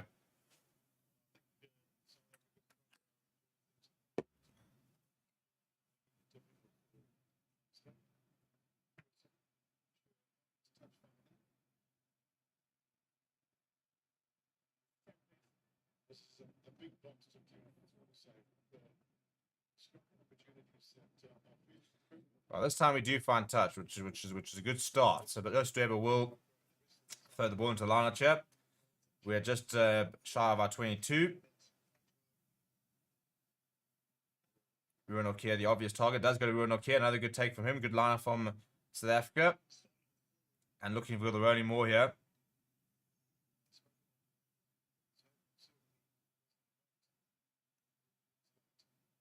Rishak is looking for a snipe, and the ball comes loose with Munster, but knock on from it. So, well, go back for guess what? Another scrum. Rishak is looking to try and find down the blind side. They had Leon Zas for company. He did see a bit of a mismatch, however, Jack O'Donoghue came off to basically make it a 2-on-2 anyway.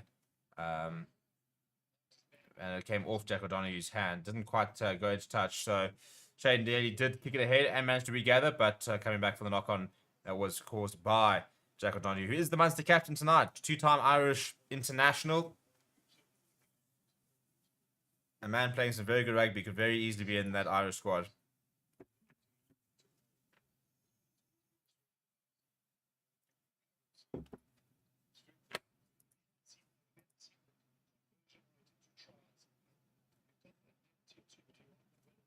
Right, the last about 3 scrums have all resulted in a penalty, so this one goes down once again. Will be a reset.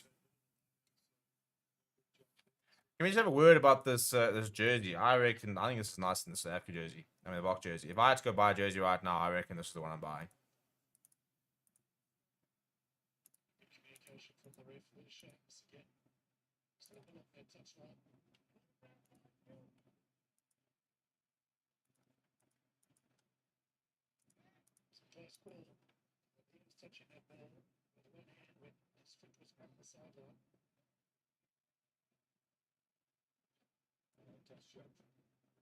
Right, so after the reset, we'll have another scrum here. And I'll say South Africa, very much having dominance so far.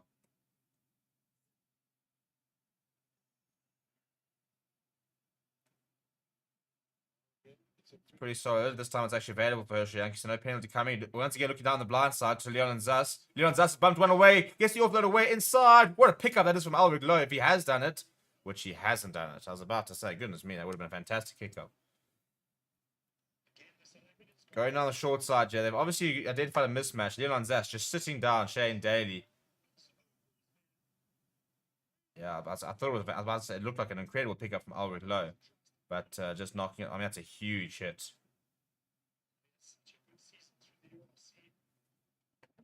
Welcome, Keith and Jonathan, latest member of the Fair Sports Members Club. Thank you very much and welcome. Again, if you're looking to try and stream the match, check out the description. You can go get yourself ExpressVPN and go and watch it on Express Media Sport, or Virgin Media Sport, not ExpressVPN. It's Virgin Media Sport. It's very straightforward. So check the description and that'll sort you out.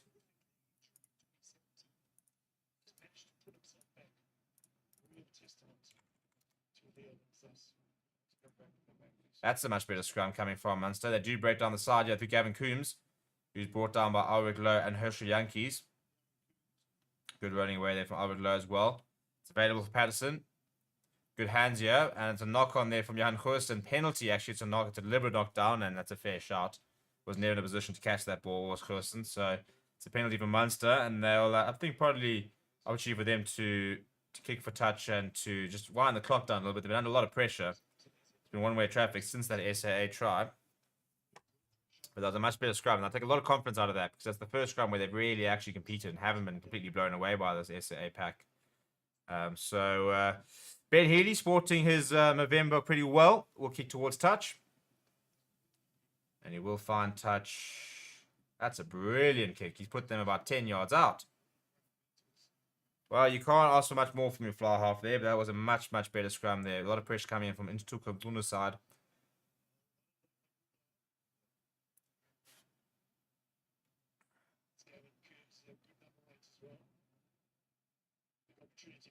Yeah, but they were showing Pepsi Boot lazy, but I think it was definitely Han Goosen who touched that last.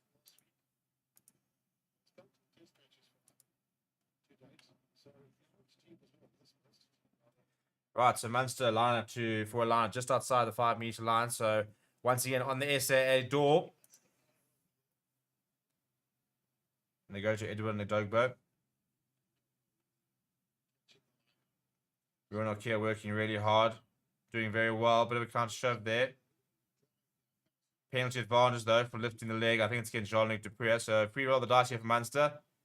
They go to Coombs, who's brought down by Ulrich Lowe and Johan Goosen. Johan Goosen's trying to hold him up, but he actually came very much closer there.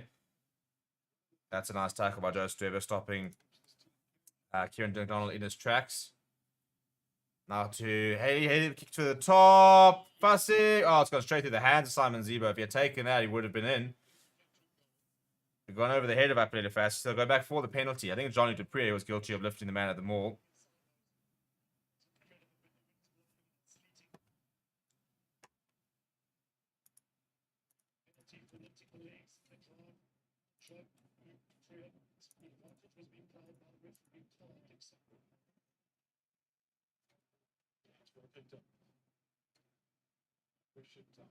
So what will they do?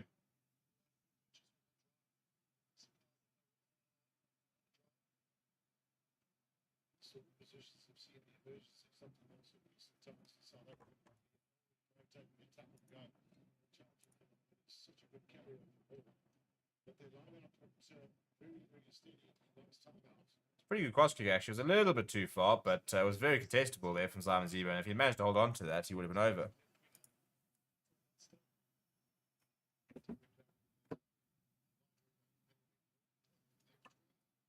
Right, they've gone to the line out.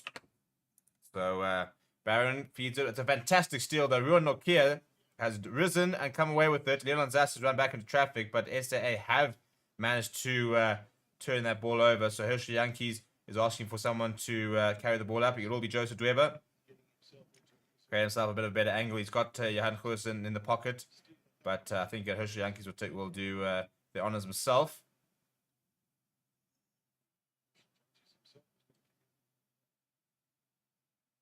He does find touch, not out of trouble yet, just by 22. So it's not the worst touch finder, not the best.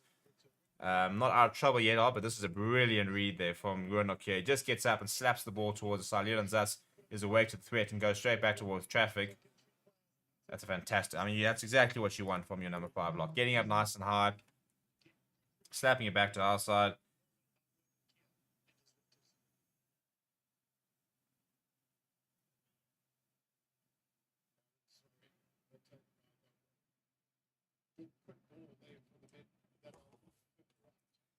This is better for Munster. It's a good carry there from the captain, but a penalty advantage against SA now.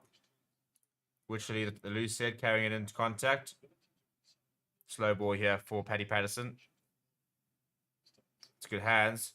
And Hayes is brought down by Henk van Beek. Haven't seen too much of him. It was Anton Frisch at first receiver. Now Dogbo. The big lock carrying front. Still playing advantage for Munster. Frisch now going to Daly. Ball over the top and straight into the hands of Leon Zas. So they will go back for the penalty. It would have been away, Leon Zas. I don't think anybody was catching him there.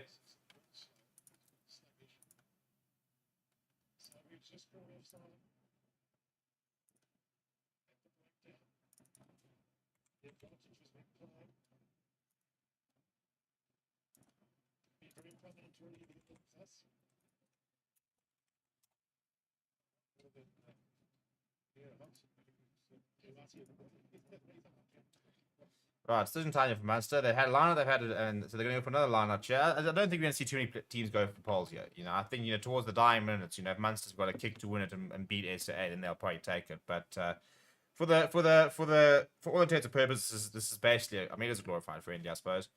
So a lot of this, I think, is about your systems, getting match practice and stuff. So you're generally not going to go for 3 points.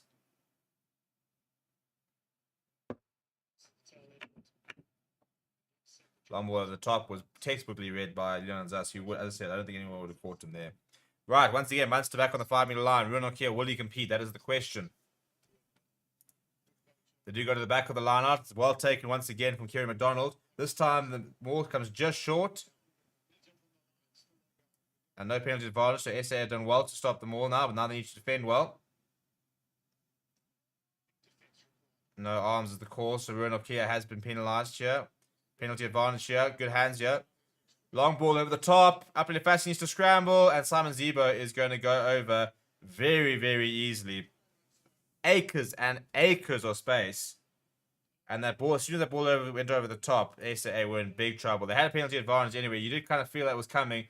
Simon Zebo back in Munster colours. I mean, look how much he enjoys it. He absolutely loves playing rugby. He absolutely loves being back at Munster. Now he's going to try against South Africa A, who are under a lot of pressure.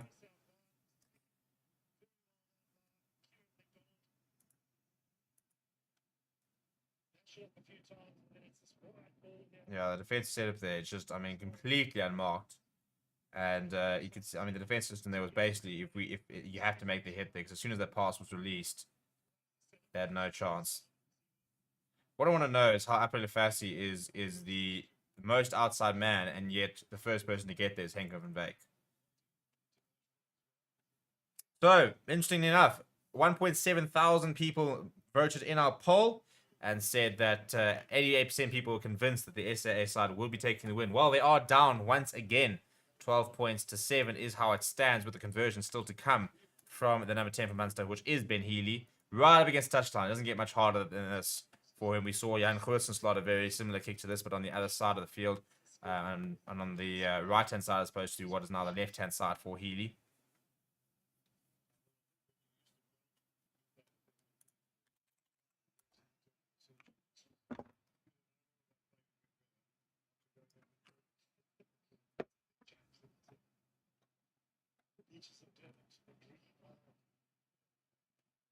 Oh, it's a fantastic kick.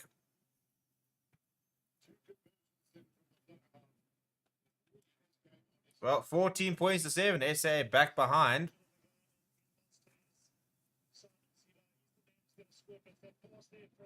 Yeah, as soon as that pass goes over the top. Long pass all the time in the world.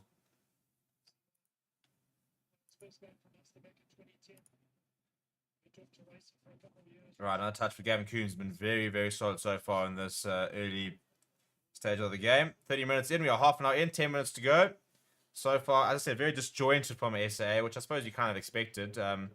Set pieces looked all right, but the defensive system not quite working at the moment and not quite gelling together yet on the attack. Jan Goosen, they're looking to run from their kicker from Munster, running into a bit of traffic. Johnny Dupree doing well to support him here. Now they go out to Jason Jenkins, who puts his head down, brought down by Jack O'Donoghue, the Munster captain.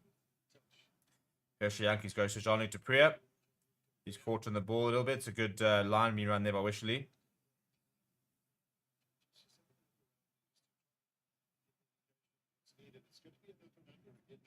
Now they go to Jan Goosen. Jan Goosen goes back on the angle himself. Hershey Yankees now go himself. Brings in Hickhoff and Vake. It's a good take from him. It's his first carry of the evening, just past the halfway line. Hershey Yankees now going to Thomas Toy, the captain. Good face play this from South Africa. Hershey Yankees going to Jan Goosen. Now Jan Goosen to Cornel Hendricks. Cornel Hendricks decided to keep ball in hand. Just brought down, just past the 10-meter line. Good carry there from the bull center. Hershey Yankees have been caught on the ball. Legally is the call. It does fall back to Jan Goosen though. He throws it on to Henk van Wyk, who surveys his options. Runs towards a bit of support and does find it in his captain, Thomas Toy. Now Yankees going to the right-hand side. Goes to Joseph Dweber. Puts his head down. So not looking to kick the ball at the moment, but I think we will see a change in tactic here. About 10 to 11 phase, not too much being gained. So Hershey Yankees does put this quite far. So just outside, it's pretty perfect to be honest. And the ball does come loose. And Hartzenberg has dived on it. So if this comes back, it will be South Africa ball. It does come back.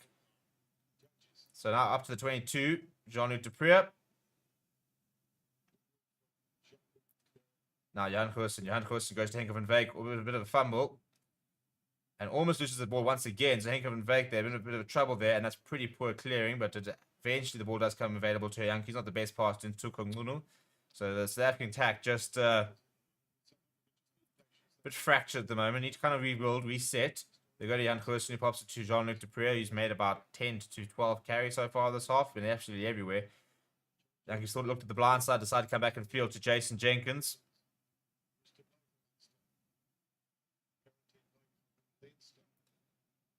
Now Hershey Yankees is going to go to the boot once again. It's the same thing. As soon as we're not getting any sort of advantage or any momentum, that one's got a bit further. So Hartzenberg will have to chase that, and they will mark it there. And that's load shedding. If you can hear that that beep, welcome to South Africa. Thankfully, we do have contingency plans. So even when the Wi-Fi goes down, we do not.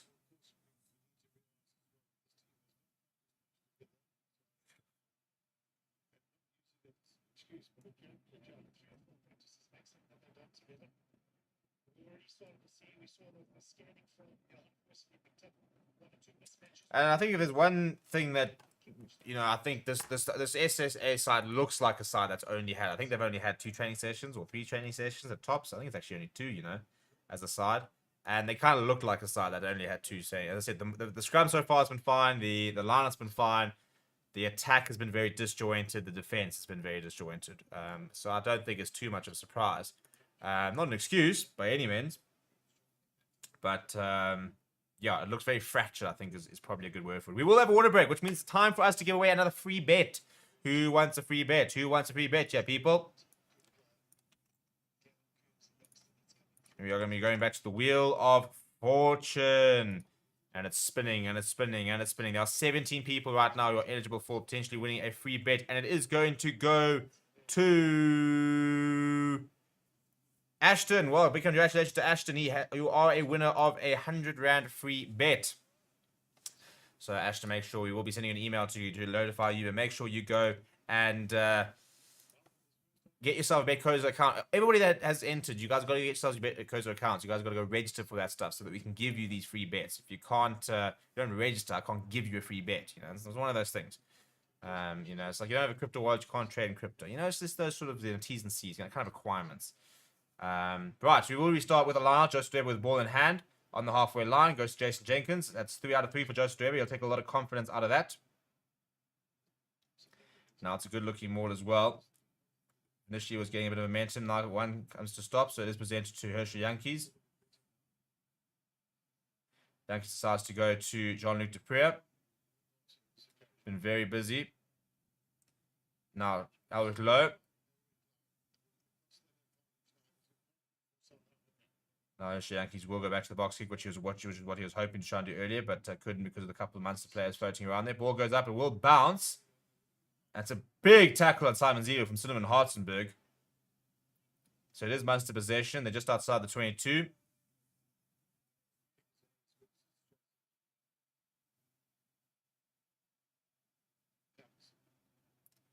Now Munster returning the favour. Patterson going deep. It'll be down the throat of Johan Goosen. Johan Goosen looking at a few options. Returns the favour. Puts that pretty far. Apple Fassi will chase. Will be contestable. Apple Fassi gets ahead there. Simon Zito pops that ball back. I think it was forward or Fassi. Good tackle be made there by Jenkins on Mike Haley was looking to run. There is a knock-on advantage for Munster. McDonald carrying it up. And not too much on, so Ben Healy just kicks it downfield. It'll bounce just ahead of Johan Goosen. Johan Goosen weighing up his options. Sees a bit of space down the left-hand side. And the ball popping up. Right, what will Haley do? Looking to run. He's got a couple of men outside. Decides to chip it ahead. Comes off Leon's but he can't gather it. Falls back 2 Munster. Hegeman Bake comes back to make the tackle on his opposite number. Patterson to Haley. A lot of forwards lying in the midfield there. It's carried strongly by Barron. Now Haley going towards backline players there. A couple of players moving. This is good hands. Yeah, Jack O'Donoghue's down the blind side. Yeah, he comes inside. Somebody needs to make a tackle. Fassi does make a tackle. Surely that ball moved forward. He does go forward. Jan Goosen looked like he was going to escort them to the try line, but it's a good tackle coming in from Appalachian Fassi, and that's what the box staff will want to see. You know, at the moment he's really he's under a lot of sort of scrutiny for his tackling ability, but that's a fantastic hit made on Jack O'Donoghue. Is not a small character by any means, but a 3-man overlap there, so you got to feel that I probably should have done better with that, to be honest. Not sure that was the right option. Even the pass and field didn't have to be that extravagant. Just needed to pop it really to Patterson, who would have then been away. I don't think Johan Goosen was ever in a position there to catch any of them.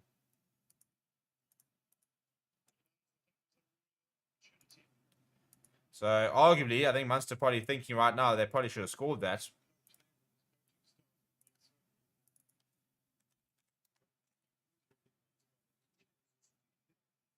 So another scrum here for the South Africa A. And South Africa have been penalised. Right, decision time now for Munster. There's 3 minutes to go. I would imagine they'll go to the corner. Thomas Toy, I don't think was particularly happy about that call. And I must admit, you know, as I said, you're not really going to take 3 points much in this game. And I think with 3 minutes to go to half time, there must be a little bit of a thought. But no, Munster going to kick towards the corner. Continue to put SAA under a lot of pressure here.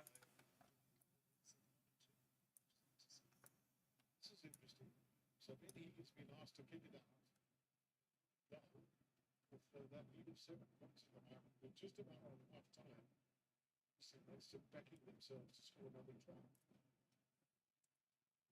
The South African team would really want to try and deny. They need to go into half time. Preferably with some more points, but certainly with no. There you go, Jack O'Donoghue looking for the rolling more here. Munster looks pretty well set as well. A lot of hard work being done by SA as they sort of move it inside. Now here come the backline players for Munster. This is not looking very promising. They're going to be over. They're going to score. Right, well. As soon as you saw the 12 and 13 coming and joining that rolling more, you knew that it was well set. Munster score a third. SAA down many points now. So, yeah, it's not going well. With 12 points deficit, this kick will come from how you imagine will be good. So, SAA potentially going to go into the change room with a 14-point deficit. So, I think a big talking to will be in line for SAA from head coach Mzwandile Stick. And I think the South African bench will be sitting there going, right, well, chaps, we're going to have to put in a big shift because this is not looking good for us at the moment. A lot of very excited Irish fans, a lot of very pissed off Springbok fans, a lot of very, I think, happy Springbok environment right now on the back of this. What it looked like was going to look, I mean, it started pretty nicely. I mean, after the try, it looked like we had come back and it looked like we had settled down. You know, as I said, the set piece was working. We were hopefully going to use it a lot, but yeah, all of a sudden, the last sort of 15, 20 minutes has been one-way traffic. Barron with the try there from Munster. Kick still to come. You do back it. In fact, it might not even be a restart, to be honest.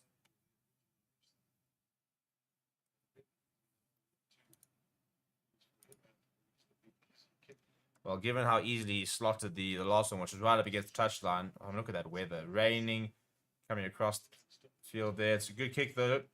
And he has nailed it. So 21 points to 7. There will be a kickoff, but not too much time. There's literally about 12 seconds left. So you'd imagine that Munster will just receive this, recycle it, and kick it out. So, yeah, work to do for the SAA side in the second half.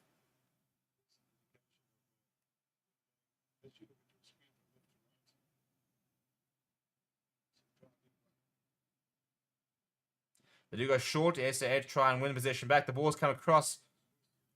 And it's a penalty for SAA. Right, well, there we go. They'll have a late chance in the... literally a late chance because the clock has gone red. So decision time here. One will imagine that they'll go towards the corner.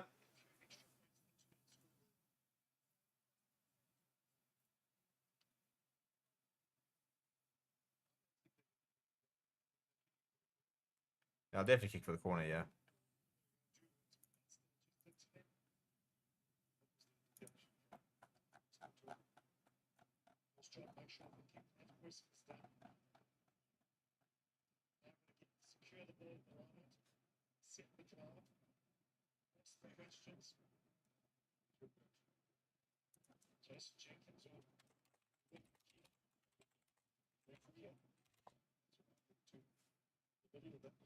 Right, big moment here. If we can score for half time, at least go with a 7-point deficit, then we'll be a little bit happy at half time. But yeah, so far, really poor performance in this South Africa A in this first half. They've looked really disjointed, really out of it. Johan Khoos has looked very rusty. Herschel Yankees has not played well at all. This is a better looking more, though. It has gone down. Joseph Dweba has burst through the middle, though. And the ball has been ripped. I think we'll go back for a penalty. Surely we'll go back for a penalty at the collapse in the more there. So I think we'll pop it back and have another shot. This time will be a little bit closer. So interesting to see what changes that Zimdile Sticker's coaching staff will make. I think Herschel Yankees has been pretty poor, so I wouldn't be surprised if we do see Grant Williams coming in quite soon.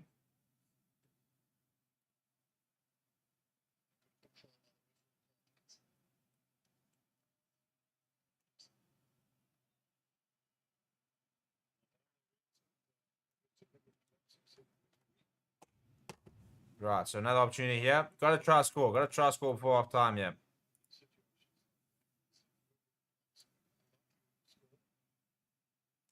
It's another good line-out take from Bruno Kier. The ball could come loose there, but it has eventually managed to find its way back to Joseph Dweba. Penalty for taking the man out the air there. And I think Thomas Atoya might be thinking about a scrum here, you know. Well, small positives. Joseph Dweba has not missed a line-out, hasn't missed a beat so far. So for someone who's been under a lot of pressure for his line-out work, that's a big positive. That's probably about the only positive out of that half so far.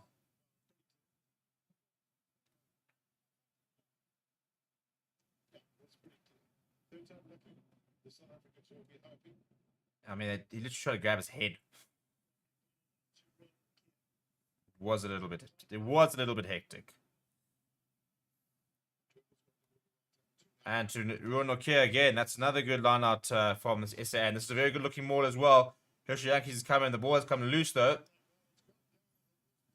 And the ball's popped out now. And Munster are going to try and keep it in.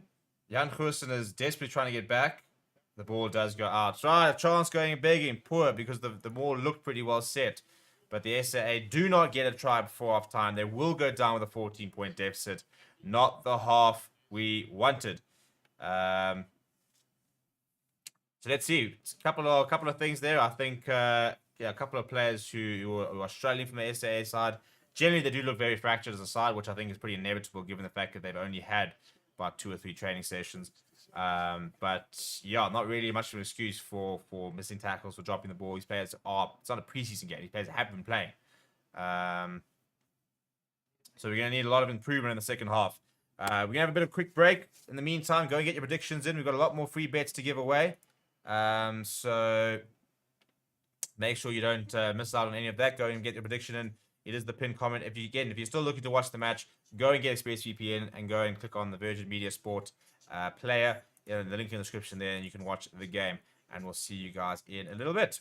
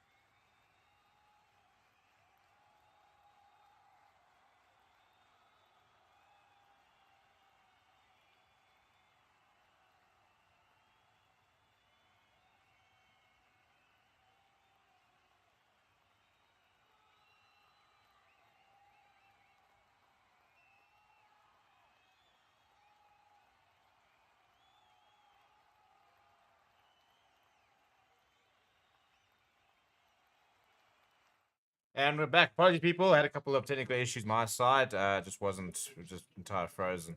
So we are live, and Munster have scored, and this is not going well, people. Ah, my goodness. Goodness. You're not going well here, people. Not going well at all. Perfect start for Munster. Kick ahead. And you got to wonder where the cover defense is. There's Fassi, who... Big tackle coming from Gunu. Anchor from Vegas calling for support because the numbers are wide. Kick comes in behind. There's no one gathering. Sits up perfectly. Jan Koersen can't get across there. Chaps, it's not going well, eh? This is not going well at all. Yeah. Right, bring on the subs. Change everybody. Just unload the entire bench and see what happens. I mean, you can't get much worse. We're 26-7 down here, people. A pretty epic comeback if we do come back.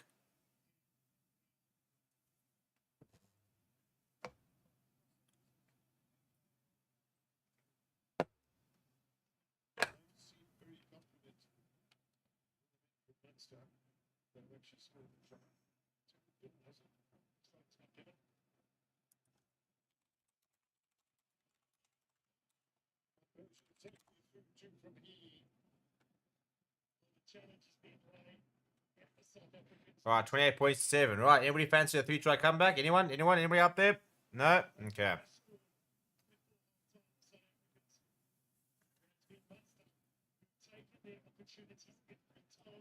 So if we lose here, does that mean that we get to beat France on Saturday? Is that how it works? Like in terms of like a karma type of vibe? Because I mean, I'm all in for that. If that's the case, I mean, I can sacrifice this game if it means we're going to beat France. But 44 minutes in, we trail by 21 points, and yeah, not going well here, lads. Not going well at all.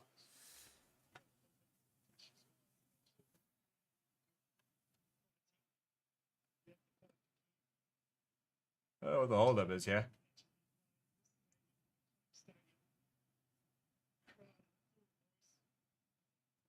We are going to see some subs. Grant Williams and Dan de Preer are warming up. So Grant Williams will replace Herschel Young. You'd imagine. Interesting to see who Dan de Preer does to replace.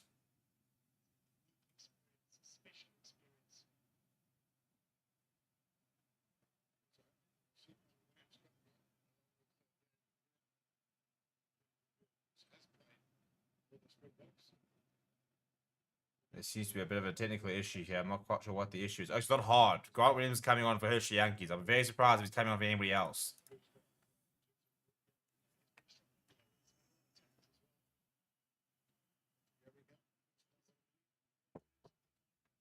There we go. They managed to work out that the replacement scrum off is... Yeah, they've just worked out that the replacement scrum was coming on for the scrum off. Took a long while to be able to work that one out.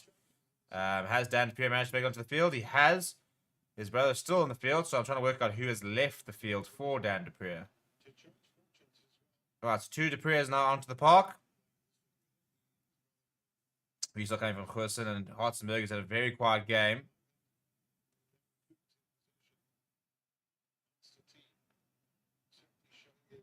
And a penalty there for playing the scrum half.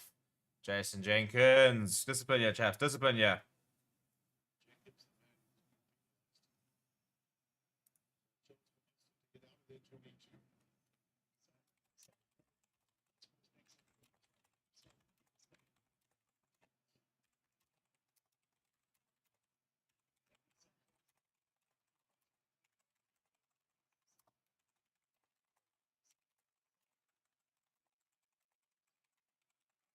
Well, this time, Munster not finding touch. We've seen that before. Jan Koersen gathers it.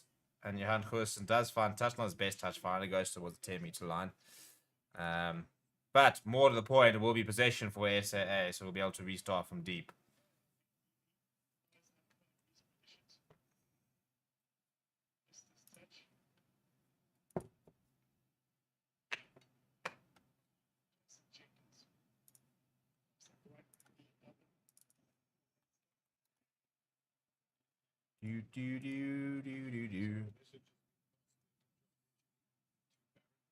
Right, flat pass there to Ben Healy. Strong carry in the midfield there from Gavin Coombs, who's been very active with ball carrying. So Pepsi Butler is still on. So is Albert Lowe. So I think Dan Dupree's come on at lock. So I think he's replaced Jason Jenkins is still on. So I think he's replaced Roy Nokia. And there was a knock on there, so it will be a scrum turnover ball here for South Africa. Hey, got to try and score quite quickly here, guys. We've got to try and turn things around sooner rather than later.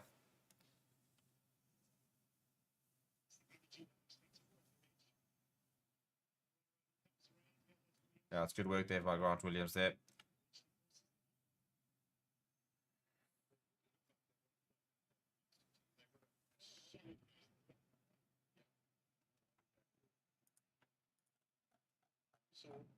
Some really good scrummaging from South. The South with 18 in the first half. Continue into the second. They show themselves as champion in the set pieces. Right, big scrum coming here from and Grant Williams is going on side. Grant Williams sees a bit of space. Grant Williams inside and out. Oh, Grant Williams has done more, I reckon, in that move than I think Hershey Yankees did the entire first half. Quick delivery there, not the best pass though, and I jinxed it, and it goes forward there from Cornel Hendricks. Everybody sort of switched on, and Dan Dupree has come away with it, but it will be a scrum. But Grant Williams with a bit of snipe there first up, and yeah, I mean that was electric. Inside, outside, saw a bit of space, got the offload away to Johan Goosen.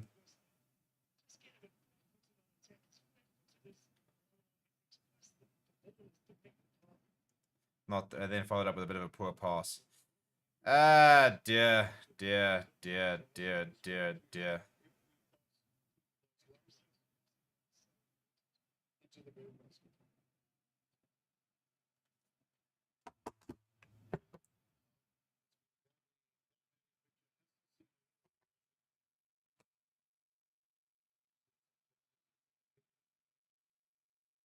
When you get our big players into the game, we've barely seen Cornel Hendricks touch the ball since after the first sort of couple of minutes.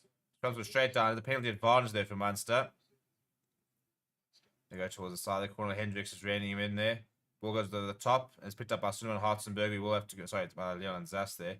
We will go back for the penalty though. So, yeah, now a couple of scrum penalties for Munster. And I think that's kind of been a big of a turning point because that was sort of the standard.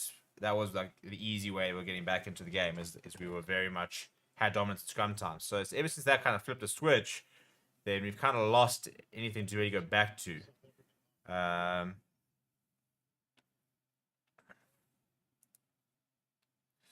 So half an hour to go, 21 points deficit. Munster still with ball in hand. Ben Healy does find a touch this time, so it will be a Munster line out. I think penalty against Chaz against Ntuka Mkunu.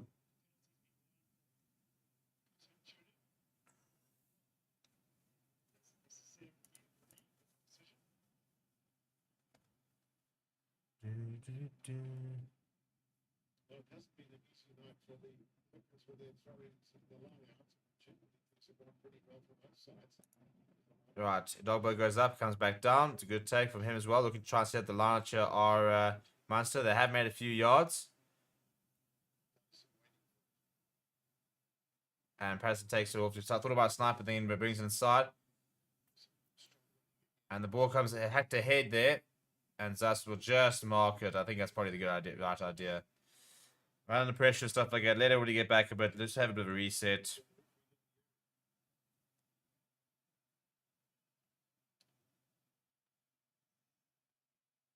a pretty good kick there from Leon Zas. And Zas does find touch. It's a decent touch find as well. It's a very weird piece of footy there from Jane Daly. Pass not going to hand, so he just decides to kick it ahead. It wasn't the worst option. And if it hadn't been as hard, it could have actually worked out quite nicely. But Leon Zas doing well to cover it. Right, Andre Hugo Fenter is onto the park. I don't think that was a bad shift from Joseph Durber, to be honest. Couple of nice carries, hit all his line-out jumpers. So I don't think that's the worst day in the office for him.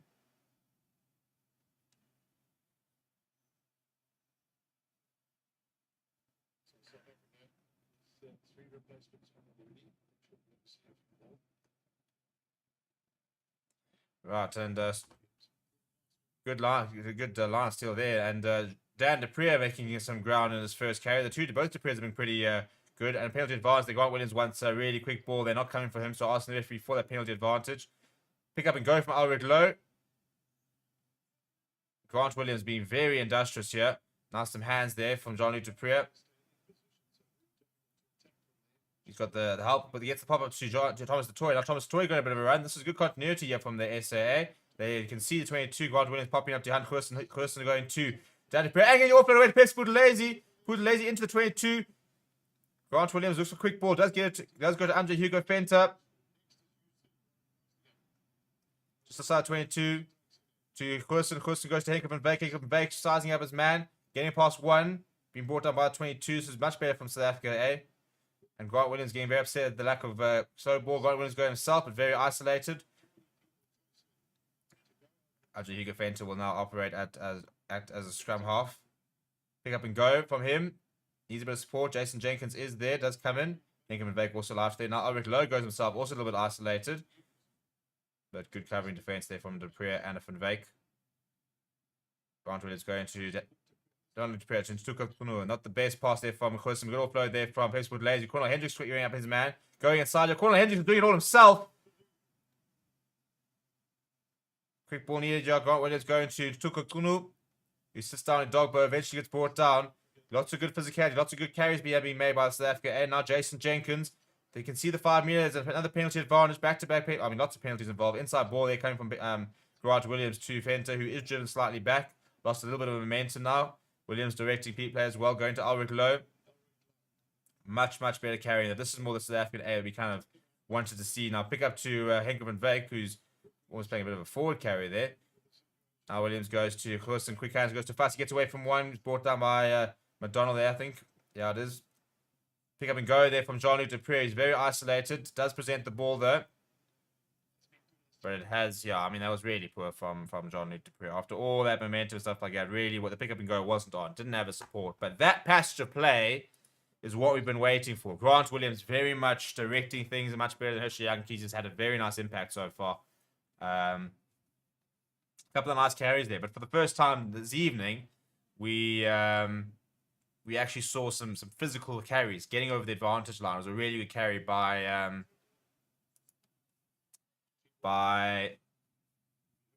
Cornel Hendricks, for example, who lined up a couple of while. So it was good work there being done.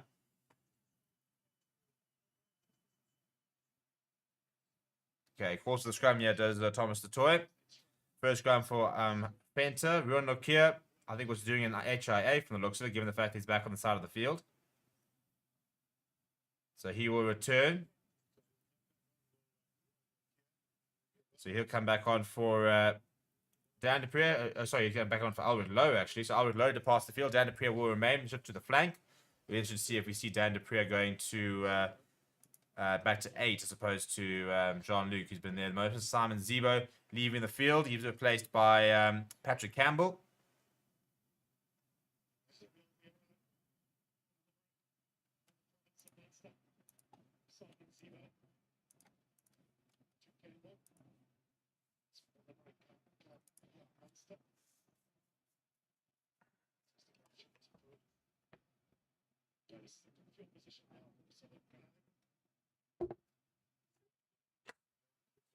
All right, big scrum needed, jab. No, so there's still Jean-Luc Dupree, by the way, at the back of the scrum. So Dan has gone to the side. It's available there for Jean-Luc. He wants to give it available to Herschel Yankees. Now they're going themselves. Herschel Yankees goes to Cornel Hendricks, who slips a little bit back on the inside. Gets back up and goes. There's no advantage. They're going back for the penalty, I think. Grant Williams is thinking about taking it quickly, but I think Thomas Toy will ask for another scrum. I think they're under pressure here. I'll go for the scrum again. Really try to apply the squeeze. There can't be too many penalties away from a yellow card.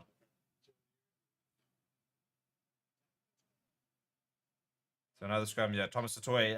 The tight head props. And they're saying, listen, we're going to scrum all day. We've got the upper hand, yeah.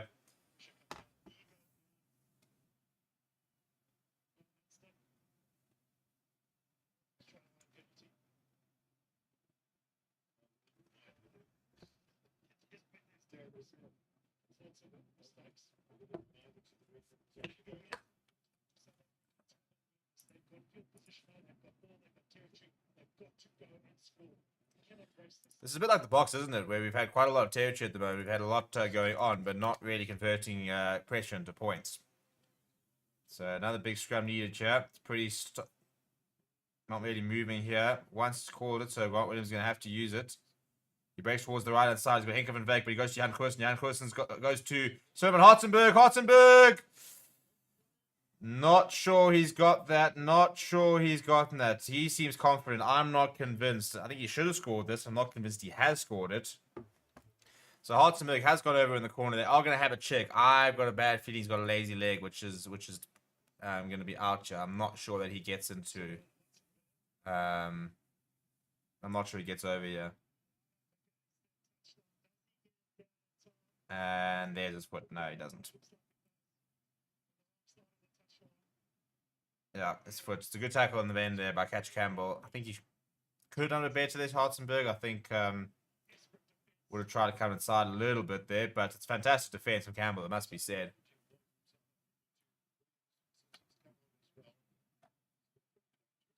Right, a couple of new faces on, looking like they're going to come on for South Africa. I think it's a Pure Mountain being readied. And so Scannell is on, Keenan Knox is on. There's a bunch of Munster players moving on here.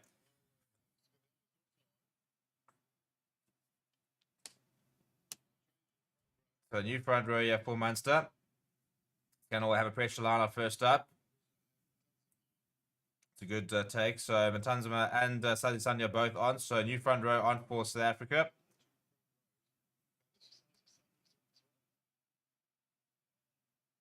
It's a good clearance from Munster. You don't find touch by the 22. Yeah, it's kind of read like a Springbok game, isn't it? You know, a lot of pressure there in that last sort of 10-minute period, but not managing to convert anything into points. And that's kind of been the South African story, is that we often play in the right positions. We often have some really good passage of play, but we don't get any points out of it. And if you don't get any points out of it, I mean, there's just no point, is there?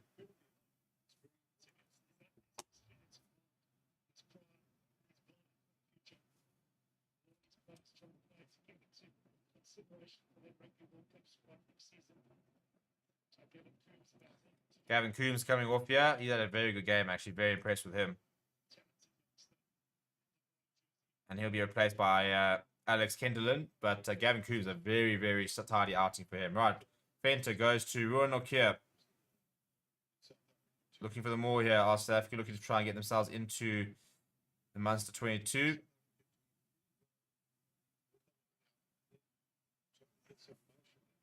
Once is the call, so Williams is calling for it. Williams goes to Cornel Hendricks. Cornel Hendricks. It's a good tackle being made by him, but Hartzenberg is there, so it will be clean ball here for Williams. Going to Mantanzima, his first carry of the game. That's a good pass there from Williams, and Sunday gets a few meters. Now Jean-Luc Dupré making a few meters. This is much better when the SAA have got ball in hand. A little bit of an inside switch there. Dan Dupré. So Grant Williams playing a little bit off the cuff here. And it's a solid carry there. I think it's Sukumoza Nocho is onto the park as well. Williams going to Sadi Sunday. And I think it was Ruan Okia ripped that in the tackle. Now Williams going to Dan Dupré. Had support from his brother. Now Noche. Good defense here from Munster, but it's good pressure from the SAA. Now Sadi Sunday once again. Williams going to Dan Dupré. Makes a few meters. Going through the phases here are SA. Now it was a Noche. Big hit on him. A lot of pressure at the breakdown. Williams looking to spin away from the tackle himself. Fassi, no, Fassi, you're so isolated, mate. If we lose this ball, I'm going to be very pissed off. And I'm about to be, I was almost very pissed off there. Williams goes to Noche. This is really good work here from Southgate. Very patient build-up. So Sunday once again, it's another carry from him. Chats, we do have a backline if you want to use it there. Back to Jean-Luc Dupré. This is a mammoth defensive effort so far from here. The question is, who will blink first? Mantanzima. Good ball retention, it must be said, but it doesn't, if you don't score, it doesn't matter. Now down to period, almost through half a gap. Oh, are we over there? Ball is right there, I think, for Grant Williams. The question is, will the ball come back? Oh, they've stopped here. The ball is over the line, so I don't know what the decision is going to be here. It could be a turnover ball here, you know.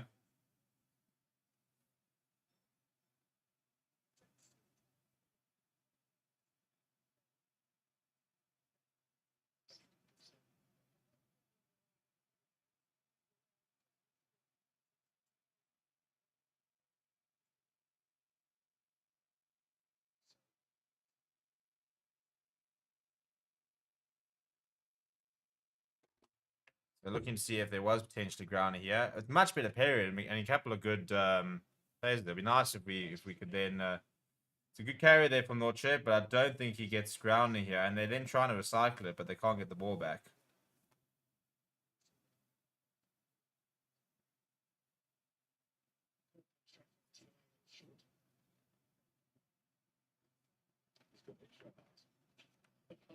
It is short though, so the balls are coming back. So there should still remain South African ball. It's not been held up over the line.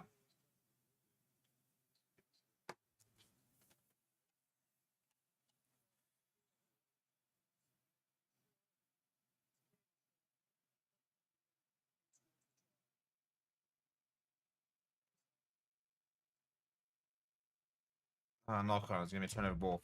You know, I mean, what is the point of that? What you have that entire passage to play, and then you turn over ball. Chaps, like, can we just try something? Can we just try give it to Cornel Hendricks in half a gap?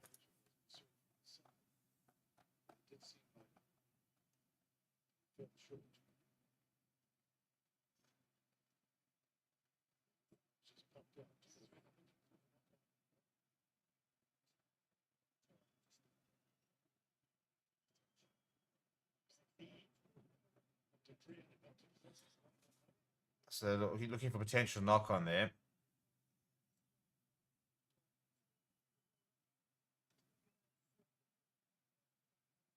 I don't think there's a double movement there from Sikimozanochi. He's trying to recycle the ball. He's not trying to ground it. And then he gets up and he basically says, well, the ball's here. Yeah, it should be our scrum, I think.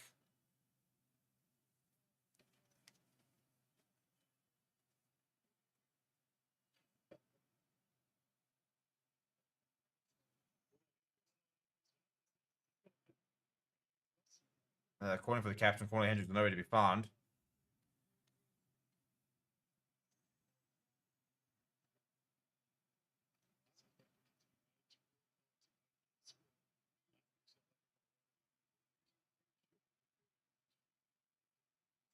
Right, here comes Johnny Lombard. Come on! Come on! I need to fly half. Come on! Let's go! This is what I'm here for, lads. This is what I'm here for, lads. My boy's on. We're moving now. Write it down. South Africa 35, Munster 28. Lombard's about to orchestrate the comeback. The comeback here, boys. Here it comes.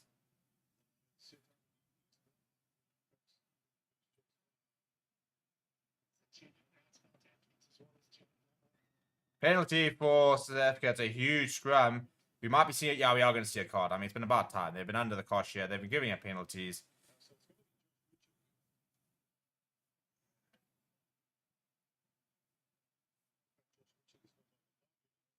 Come on, Johnny. I mean, not even from a Lions fan perspective. If he starts playing well, he's an obvious block candidate because he's so versatile. So if South Africa needs him to play well.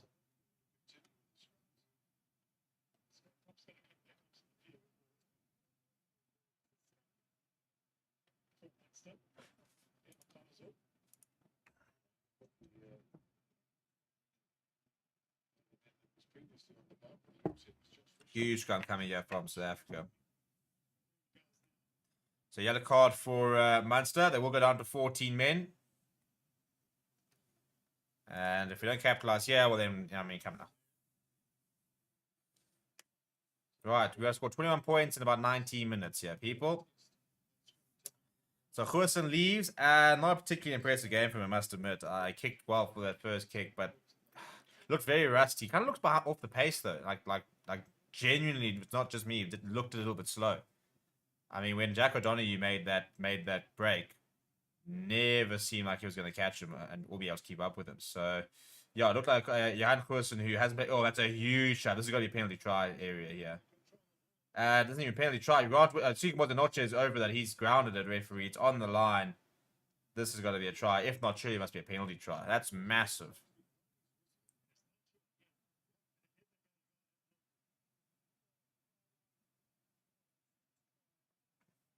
I reckon that's a try. I reckon the SAA have just decimated them.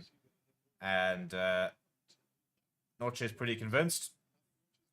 Lombard's basically going back to line up the kick.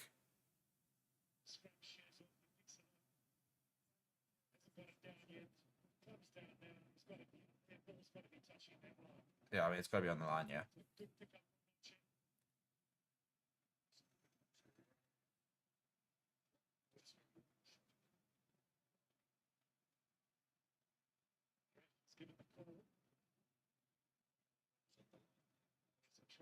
Yeah, it will be a try. Right, try awarded. SAA hit back. Johnny Lombard's going to add the 2 extras. We have a 14-man game. Oaks, I told you. Lombard's going to come on, and we're going to win this game. It's going to happen. You heard it here first. You heard it here first. It is 11 o'clock in the evening, but I'm buzzing. My boy is on. He's going to operate.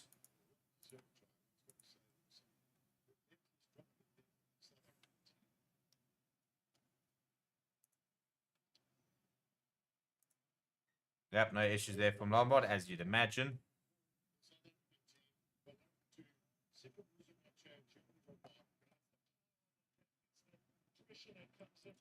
Right, now that needs to be a turning point. Got to score the next one as well. Score another try, and I reckon we could be in this. If you're looking to watch the match, check the description. It's got the link to go and watch it, as well as instructions on how to watch it. If you've got ExpressVPN, you just go and click on that link in the description. It'll take you straight there.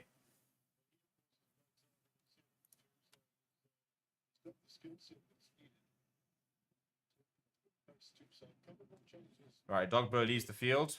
Big human. Very interesting to see how his career pans out. Very young, very large. And that has bounced, so it's a knock-on advantage. We're at such a... I mean, to go and have that scrum and be like, cool, we're back, and then you go and concede that off the kickoff is dreadful, and that's another knock-on, so we'll go back for the initial scrum. That is such a coach killer. That is such a coach killer. By the way, Malachi Fiki Toes, come on. I mean, who wanted that? Everybody just let it bounce. I mean, come on, Oaks. That is amateur hour. Amateur hour.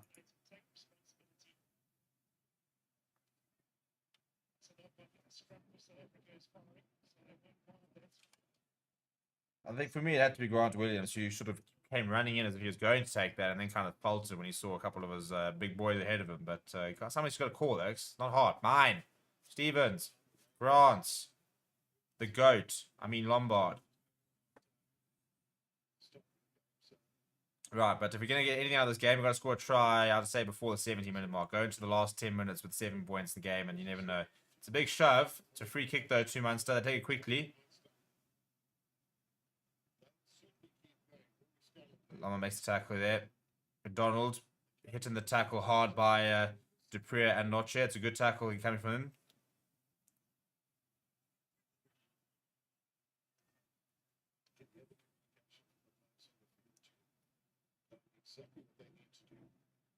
So now the Springbok defense needs to hold a bit firmer than they have all game.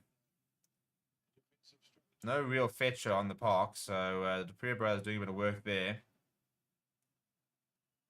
Ball out the top there. And comes inside.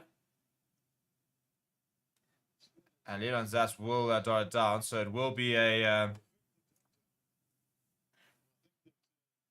think it'll be a goal line dropout here.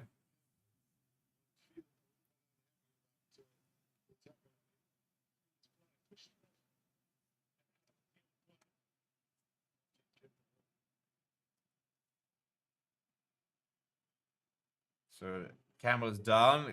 Munster players asked for a penalty, saying they were taken off the ball there. But it will be a restart. John Lombard pumps it downfield. Taken well out the air by Haley, rather. Big tackle on him. Now, long ball out wide, always that acres of space. I believe Fassi comes into the line. Cornel Hendricks makes the tackle. Sikomoza Noche goes over that. Not running away against Cornel Hendricks is frustrating because Noche was over that ball and allowed to play it.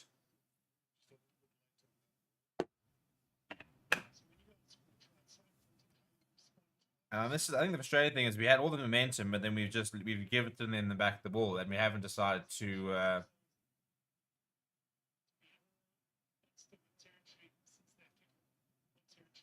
I think they still want to go for the corner here, do Munster.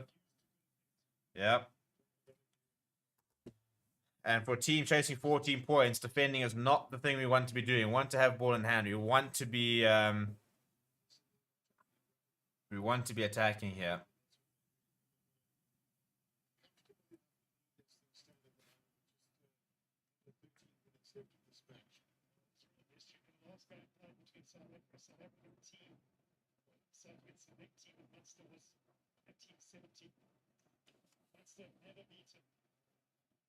South Africans select team are desperate to go get a victory here. Less than 13 minutes to go in this game. Right, Jason Jenkins, will he go up? I think he will. Bruno Kier goes up. That's a bit of a messy line out. And Grant Williams comes away with it. Grant Williams puts it to the boot. That's a good clearance as well. I think Grant Williams, one of the few people who's really actually taken his opportunity this evening. He's actually been very good since he's come on. He's worked well. He's brought some pace to the game.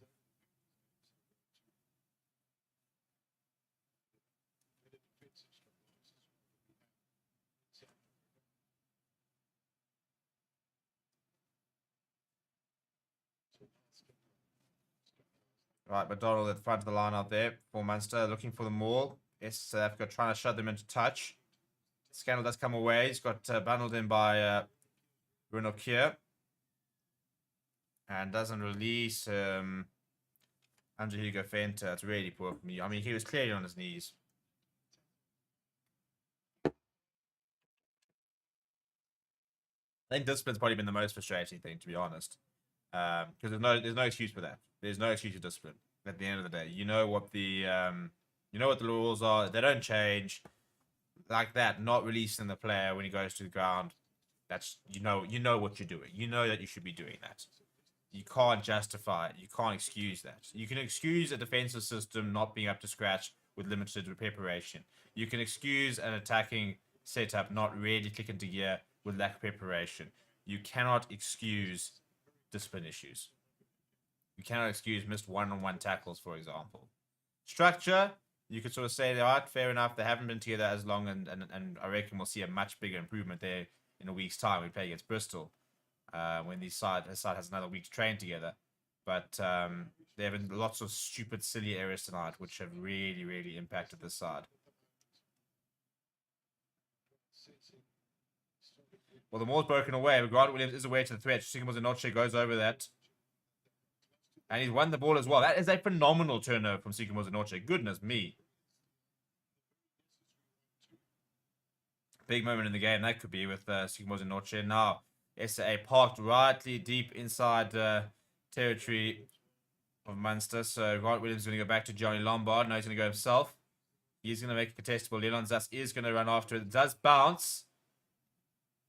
And Cornel Hendricks, it's a very good work there by Campbell. Ball over the top, comes loose, and Fassi comes away with it right against touchline. Can he stay in? The ball does stay in. Heckhoff and Veek throws it back inside, and we've stopped play. I'm not sure what for. I think it could be a forward pass. So it will be a South African scrum. Two converted tries to get a draw here for South Africa. Will probably be their best possible result. You're not getting a victory from this point in the game, unfortunately. It's a really good work there by Campbell. He's actually impressed me since it's come on. Turning away from the Campbell, and then now that pass over there just drifting forward.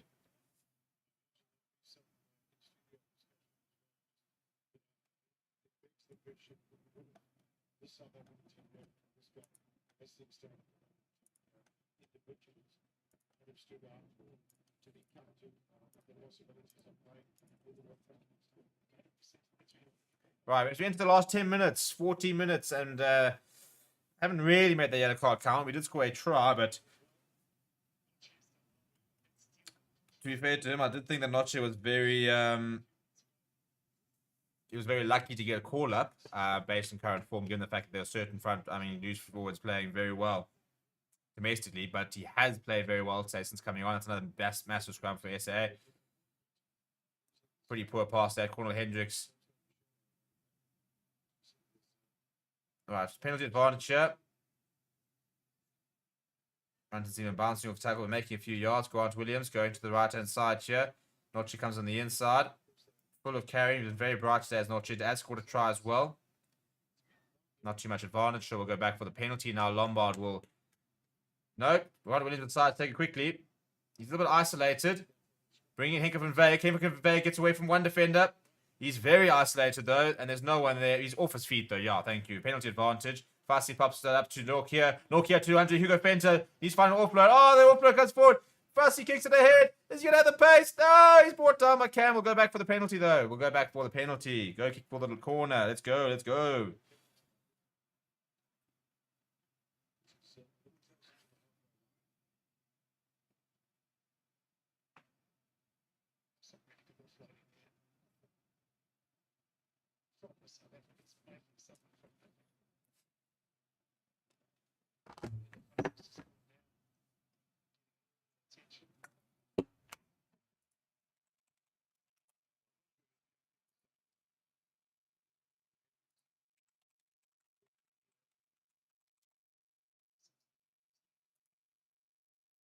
Yep, so Johnny Lombard will kick this to the corner.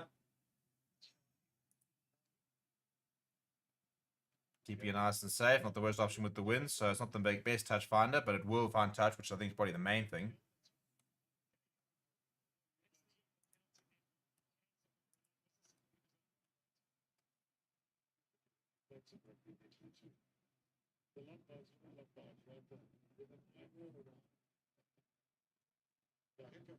Just showing his work too.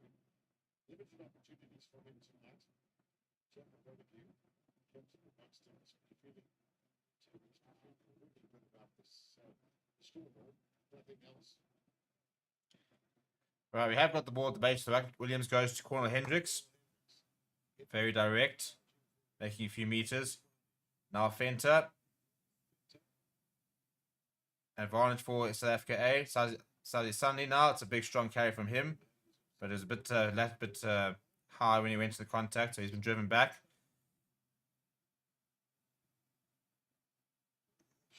Chaps, use the back line. Just try it. Keeping a lot in the forwards at the moment. Montezimo. He does make a few yards. Grant Williams goes to John Luke. Inside ball to his brother. Oh, he can't hold on. Oh, it's annoying. It's annoying. We will have another lineup though. Chaps, we don't have time for this though.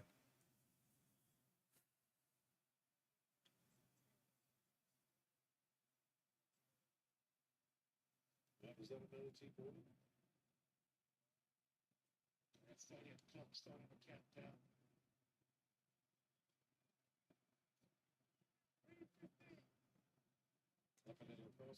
This is interesting. Now, Fassi's been substituted, which means that Tenere Nahamba's coming on. Nahamba will now shift to 10, and Lombard will shift to 15. So let's see what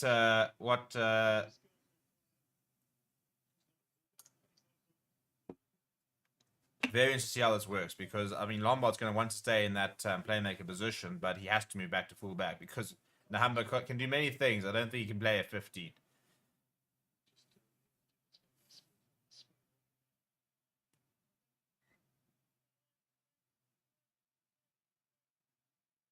Trying to have a drinks break. That's what I like to see. Trying to say have a drinks break, and the referee saying, no, bugger that, no drinks break. Saying, off you go packing. We're going to have a scrum here, by the way.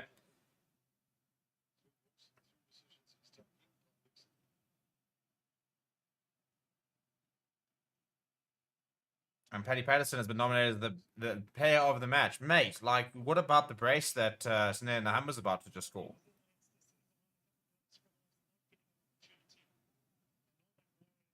Got to score in this move and have a bit of time to try and find another try. So big scrum needed. First push is for him, but now it's the second push that they usually should have come. And there it is, starting to come. There it is.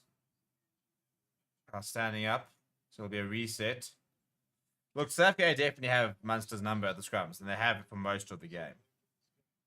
So one of the few positives we could take out of this game so far. I think players who've impressed have been... I think Jean-Luc Dupré has gotten through a lot of work. I think Ruan Nokia has been very good. Grant Williams, probably been our best player on the park since coming on. Sikomoze Noche has actually looked very bright since coming on. Backline players, I don't think too many of them really had impressed. I thought Jan Goosen was pretty rusty. I thought Herschel Yankees was pretty poor.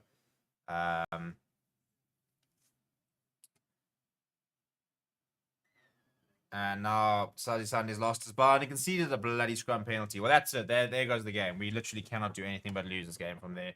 Which is a bit frustrating. Not a good day in the office here, people. I am, however, going to put, and this is going to be brutal, by the way, I'm going to put a link in the description, and that is to rate the players.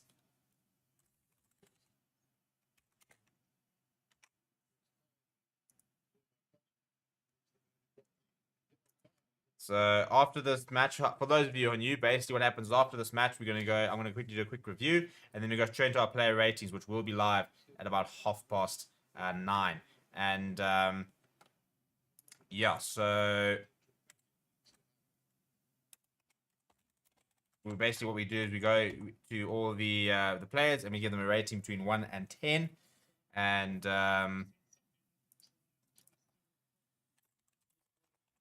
then we also vote for a player of the match from South Africa side.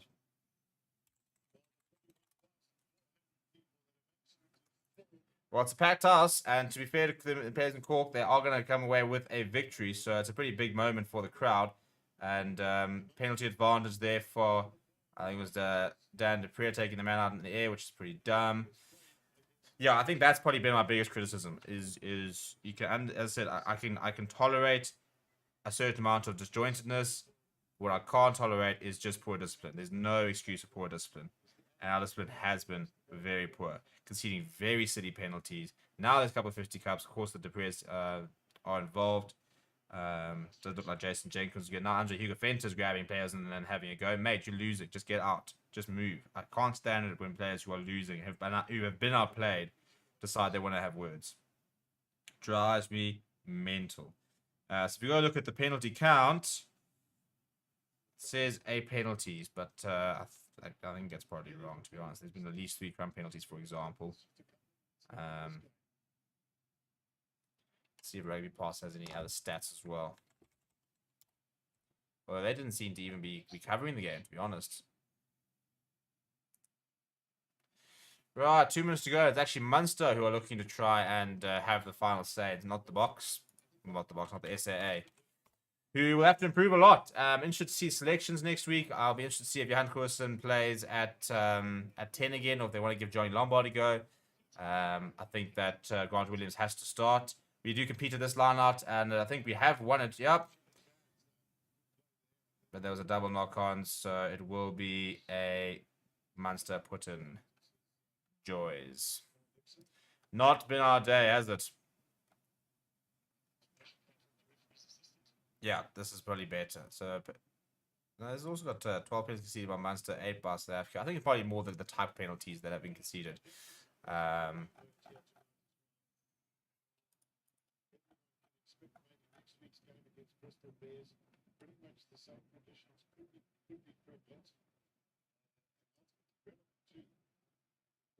also know that the World Cup is in France next year. Really too, the weather can be otherwise. It's hard on the place of the military coach.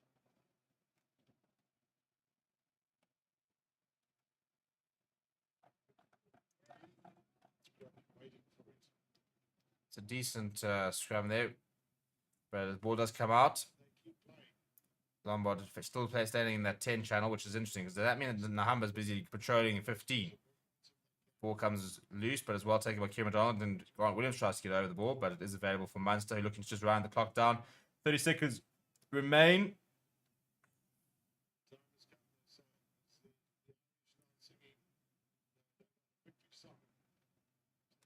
South African team, this historic occasion, they fully deserved victory once, got to say too, for the Munster men.